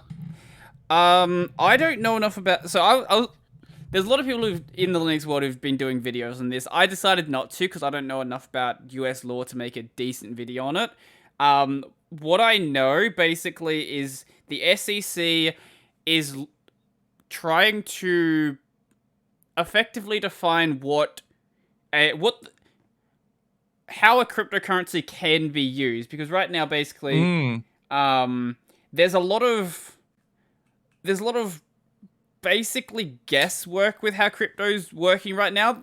The law's very far behind, and the LBRY token, there's an argument to be made that it's not actually that it's actually a utility token, so it's a token that is to be used to, like, function within the network and you do some sort of service on the platform. So, boosting up content, things like that, getting videos on the blockchain. But then there's the other argument where it's still tied to sort of like the growth of the platform, which would make it a security as defined by the SEC. I don't know how this is going to play out. Okay. There's a very similar case happening with Ripple as well.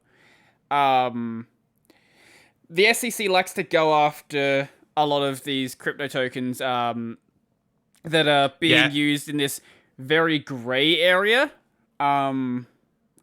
It's mostly because they can't regulate it. I think that's the biggest stick up their butt, to be honest. Yeah, I don't really want to take any like hard position on this because I genuinely don't know what's going to happen.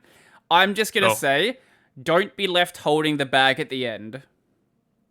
Yeah, I'm lucky enough that I have some library. It is library coin, right? Yeah, it's called LBC, yeah. LBC, yeah. I do. I was one of the first ones on there with my gaming channel. No, with this one here, I was one of the early adopters, but I didn't really upload to it before I linked my channel and all of that jazz. But I do have. I think I have like 400 or 500 or something. It amounts to like $100 or something like that. Okay. That's the last I checked. So it's not like I have thousands of dollars tied up in it.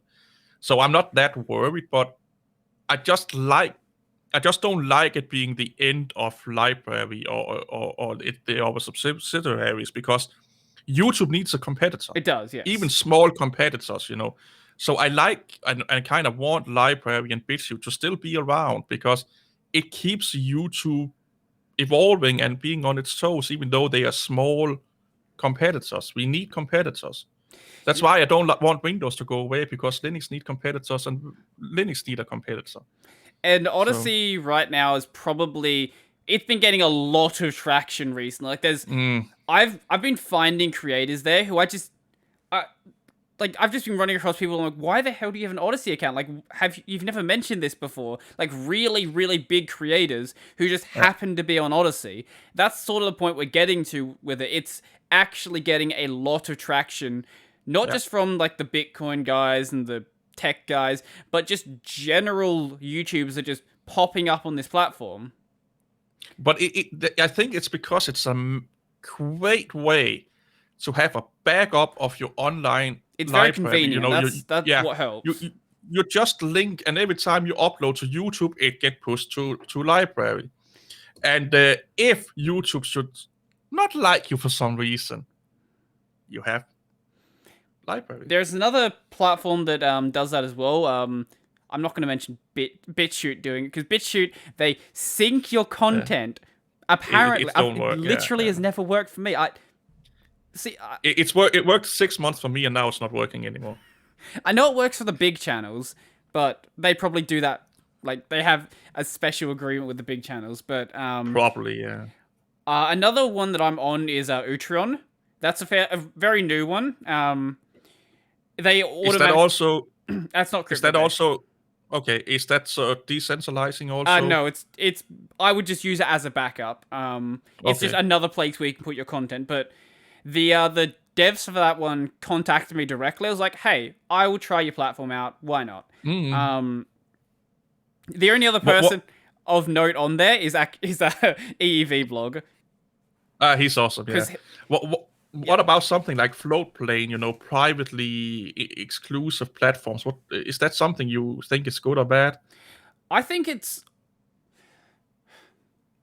I don't have an issue with people using it. I think it's actually a really good idea to have some way to incentivize monetization, because you can do things like early releases, things of that nature. I don't particularly have a problem with people using any way they feel like to distribute their content. I've got like this, I guess you'd call it like a utopian view of how content should be distributed, where I would like there to be, like, I would like people to just upload everywhere and people just watch wherever they want. So replay view of it, like what did they call it? It's not just utopia, but libertarian view, I think you would call it. That people should be free to do whatever they want with their content. If you want to just keep it on YouTube, I think you're an idiot, but that's fine. You can do that. The thing is just with like something like Floatplane, is that it's invite only. That's kind of what I was trying to ask. Is that, do you think that's a good idea? Because it is excluding a lot of people, but it's kind of like the NFL. You kind of have to prove yourself to get on there. The thing with Floatplane is it's not designed to be for discoverability. So it's not going to make any sense to be there until you're big enough to the point where they would want to invite you anyway. Exactly, yeah. But I think it's great, and I just noticed what they call like a computer, not computer network engineer guy on there, and he's just like 250,000 subscribers, and I'm like, wow. And he was like, yeah, you can catch me on Floatplay, and I was like, okay. So they are starting to get more people in, not million subscribers people in, and I think that's a great move, to be honest. And it's a great alternative instead of, let's say, Patreon if we're doing exclusive and stuff like that. I'm just interesting because, again, Linux guy, if we're going to go back to Linux, they have most Linux people have a totally different view on that. They think everything should be free and we can just grab whatever we want and have a big orgy of content and stuff like that. And it's interesting to see how that pans out, if you ask me. I sort of like, honestly, I would like the videos just be distributed the same way we do, like distribute podcasts, for example, where I put my podcast everywhere. You can, if you can watch on iTunes, you can watch it on Google Podcast, you can watch it on whatever other podcast app you want to watch it on. I don't care. In the end, you're still watching the content. Exactly. Yeah, I like that. I think that's gone too much politics in a lot of aspects of Linux, to be honest. I understand like the hardcore FOSS people, but I think ultimately you have to have some sort of middle ground there where you're going to have... There's a practical point where... Or there's a point where practicality has to like kick in rather than just pure ideology. Yeah, because if you're running on that ideology, you become someone that's not fun to work with. Let us put it that way. And you may be right. You may be doing it for the right reasons. But if nobody wants to work with you or use the tools that you have made because it's inconvenient, it don't matter how right you are. And closed source will be around forever. Open source or LBRY software will be around forever. Windows will probably be around forever. Linux will probably also be around forever, and Mac OS will be around. Windows is a rolling release now, so Windows 10 will probably be around forever as well. Yeah, but you get the gist of what I'm trying to say here. We kind of just have to play together. Yes, Linux may take over Windows on the desktop, but in the end, that will not matter because we will get Windows practices being done under Linux. They will start, companies will take telemetry, they will nickel and dime you out of your house, and they will take your firstborn and sacrificing it to the money guards. And I just don't get those people that think that the whole world would be this utopia if we all run Linux. Well, no, what's going to happen is the hardcore guys will go to BSD. Exactly, and when that becomes popular, they will go to Haiku. There's a... I think it's a XKCD about... Might not be XKCD. But there's this little comic strip about OS, I guess, growth. So once Linux takes over, go to BSD. Then once that one takes over, go somewhere else. And the cycle just continues forever and ever. Because the hardcore people don't... The sort of people who just don't want any corporate funding in it, that want it to be this pure tech experience... Yeah, here's the thing. They run Linux or whatever they're running, not for the technical aspect, but it's because it's actually psychological in a lot of instances, in my belief, anyway, is that it makes them feel special. It becomes their identity. They are doing something more... I call it the hipsters, like the ones that use organic soap made by a virgin in the Cayman Islands, that have never seen a guy before, and then they can talk to all their friends about that virgin soap that they're using or self-crafted beer. But when that becomes too popular and everyone is using it, they are being like, now I'm not special anymore. This is not me. They go to the next thing and then the next thing and then the next thing. So I think it's more that they want to feel like they have seen something we others don't have, They are on the forefront of something that I have seen, not the light, but I have seen the future, and you have not yet. So I'm therefore a little bit more smarter or exclusive than you are, interesting than you are, let me put it that way. And then when you see the light and 1,000 others see the light, they're like, oh, let me find the next light or the next progression, You get what I'm saying here. I know some of them. I'm friends with some of them, so that's fun. I have a lot of people like that in my Discord, yeah. Yeah. But hey, they are cool people. They are allowed to have that opinion. I just think that they are fooling themselves sometimes because I always ask them, let's say Linux takes over Windows on the desktop. are you still going to run Linux? And they don't know what to answer. Because you also get all of they're the same people that say read the fucking manual. So I'm like, you have to say read the fucking manual to 10,000 people instead of 2 now. Well, that you get all the sorry, I was gonna say something about the read the manual thing.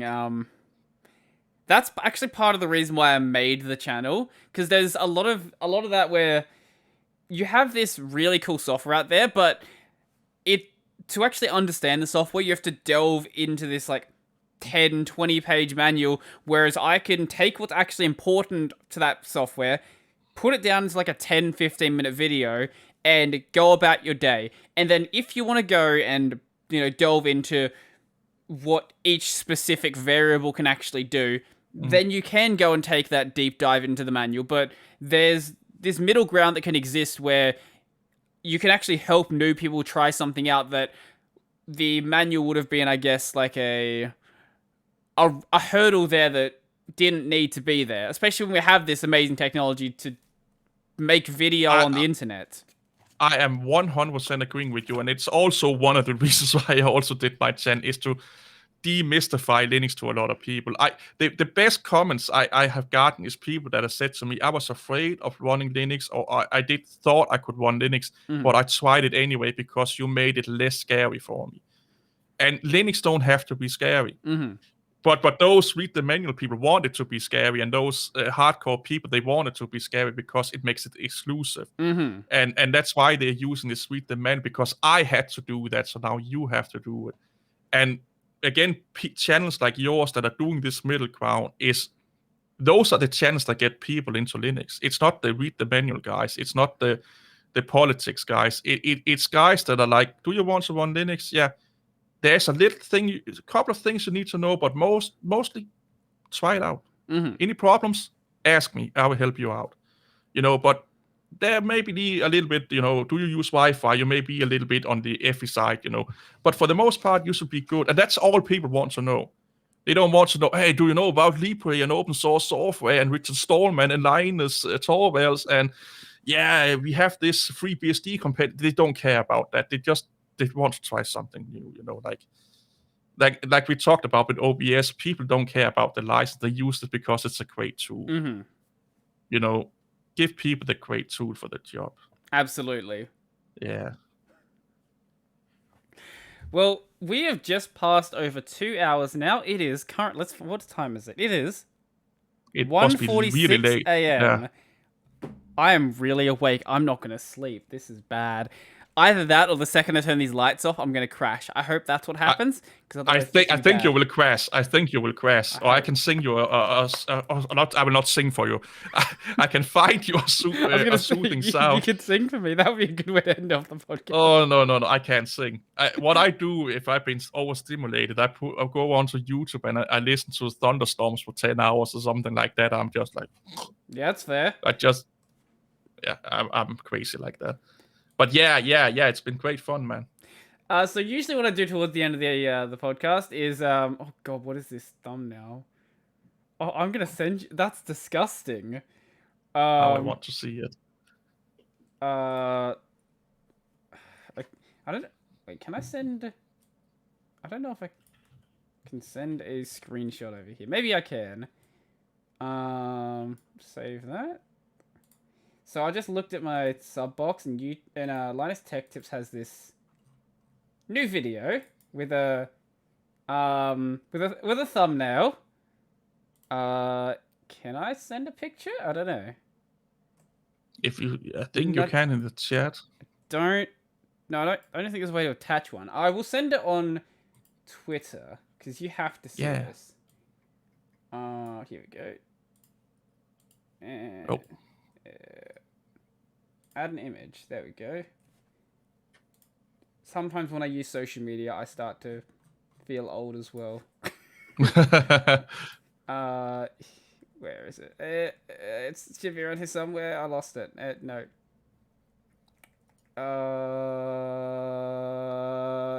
This is great content.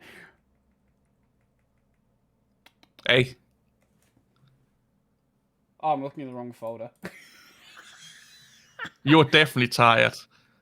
Yes. Oh, there it is. There we go. Okay.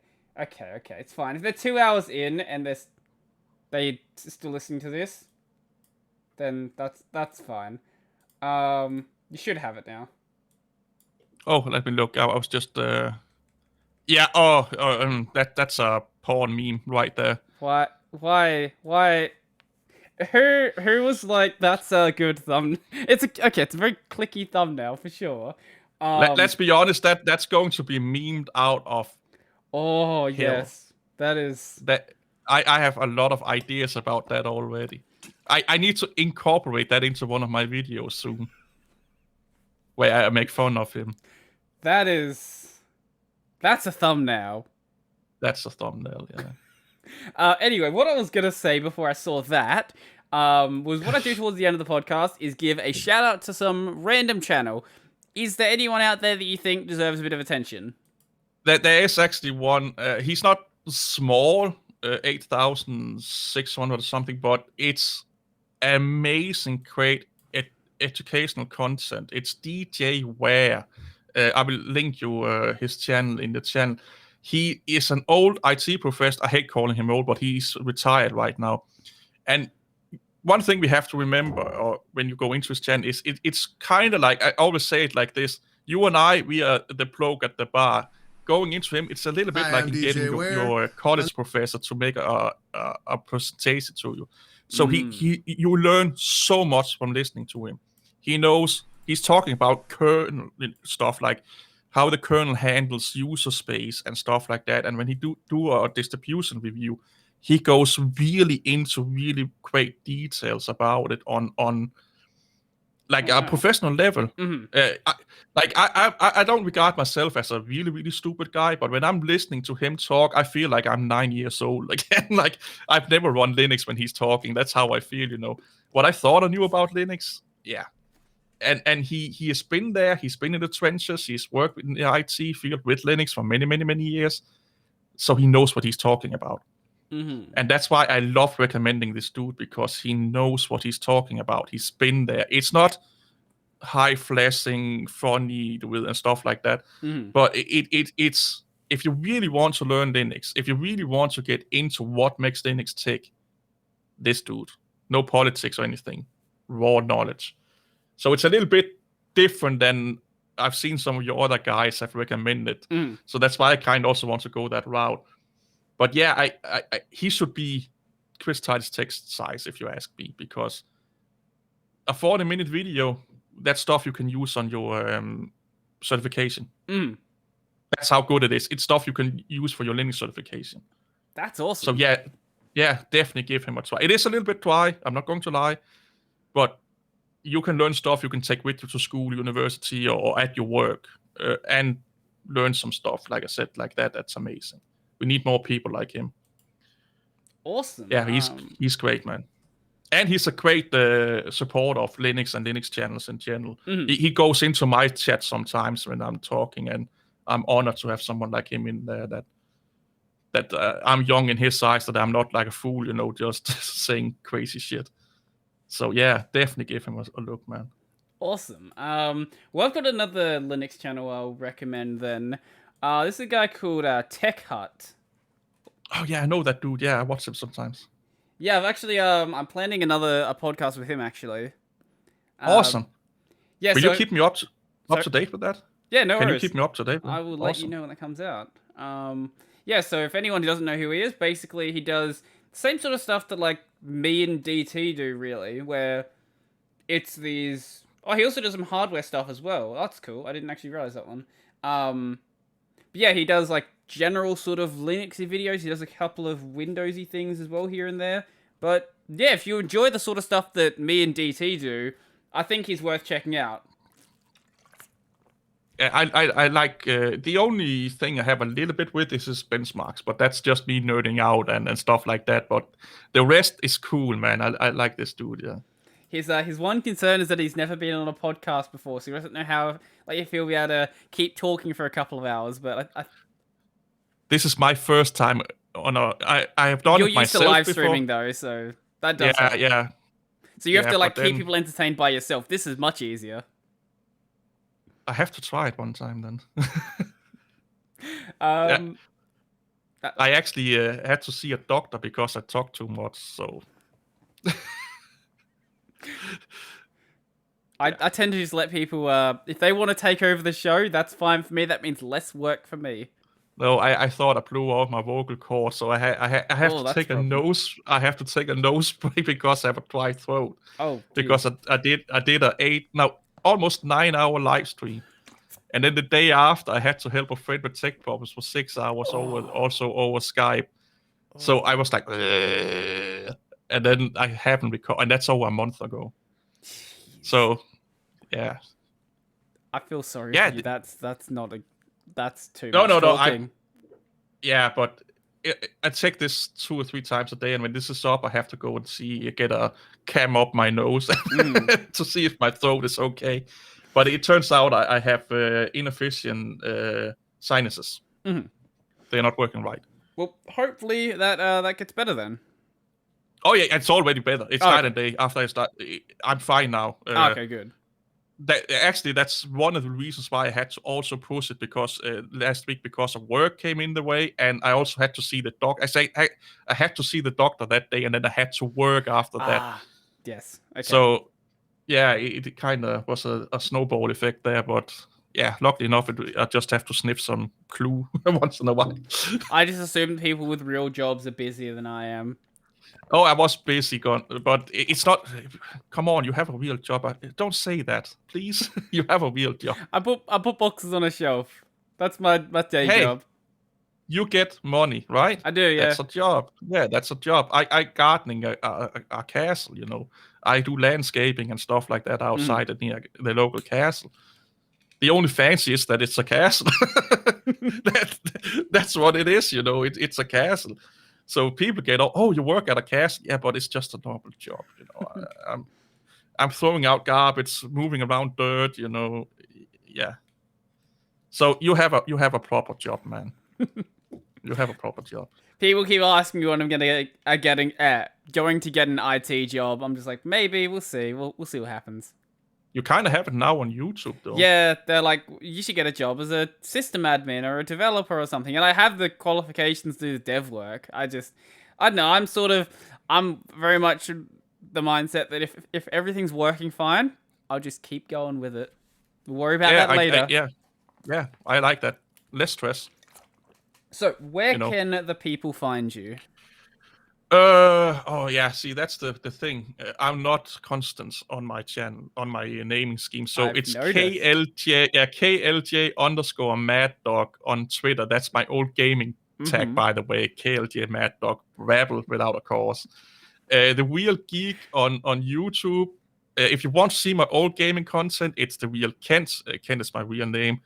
And I think Instagram is the Real Kent _ YouTube. But if you just go on to the Real Geek, I have the link to all that. I need to unify that. But there's actually a reason for my Instagram being different. That's because by Instagram, I use that more if people want to see a more personal side of me. They go there. Twitter is just a promotional tool for me right now. My Discord is called Starfleet Command Uranus Station. I just love that. It was a friend that came up with that name. So I have a Star Trek themed Discord, but all of that stuff is in my videos on the Real Geek. And if people want to talk to me, I'm really, really open on talking in DMs and stuff like that. Mostly on Discord or Twitter is the place that's easiest for. You notice that yourself to get hold of me. I don't know why I didn't get your email, by the way, because I looked in my spam folder, or if I deleted it, because you said when you interviewed Christian, you have emailed me. I haven't seen it. That's bizarre. Yeah, maybe I typed the email wrong. I don't know. I could have deleted it by mistake. I could have done that. I'm not perfect, but I haven't seen it. And I was like, when you said that, I was like, oh my god, I felt really bad, and I was just like, where is it? And I just couldn't find it. So either I deleted it, but my email is also crazy because it's KLJ Mad Dog, you know. It's remnants from my gaming channel, which my gamer tag was either Mad Dog or KLJ Mad Dog. So I need to make a specific Twitter for my channel, but I don't like it to become too professional. Yeah, that's fair. It's the whole fear of success kind of things I'm dealing with, that I don't like things getting too, I like it as a hobby, if you get what I'm saying. I can respect that, yeah. But that's the easiest way is either join my Discord, and if you don't, I understand people don't like Discord, go on to Twitter, and I'm always up for a chat on Twitter and stuff. And I love helping people, even though we joke about that. So if you have any hardware or software problems, you can always ask. I'm more than likely will guide you to some resources, and if I have the time, I may even help you yourself. But I love this stuff, and I love helping people with their computer. So don't be ashamed or afraid of asking me. Well, if people have already forgotten the names that you said, there will be links to them in the description anyway. Yeah. Thanks for that, man. No worries. Yeah, I need to merge it together so it's more coherent. I need to do that. Yeah, I'm just too lazy. I made the choice early on to have everything consistent, and it's been a good decision. Yeah, so before we go, unless you have some other thing you want to say. No. Cool. Before we go, then, I would like to thank my supporters. A special thank you to Chris, Joachim, Donald, Michael, Andrew, Nathan, David Monster, Will, Brennan, Chico Bento, Jamie, Joseph, Mitchell, Piddy, Stephen, 22 Shah, and all of the $2 supporters. If you would like to support work, the links in the description, somewhere in there. I don't know, under his links. There is this podcast over on YouTube if you're watching the audio version, and if you are watching the video version, actually it's also on Odyssey as well. If you're watching the video version and you want to, I don't know, listen to it on the bus or something, the audio version you can find basically anywhere. If you search for Tech Over Tea, it'll probably show up. If it doesn't, let me know, because, I don't know, Google's shadow banned me or something.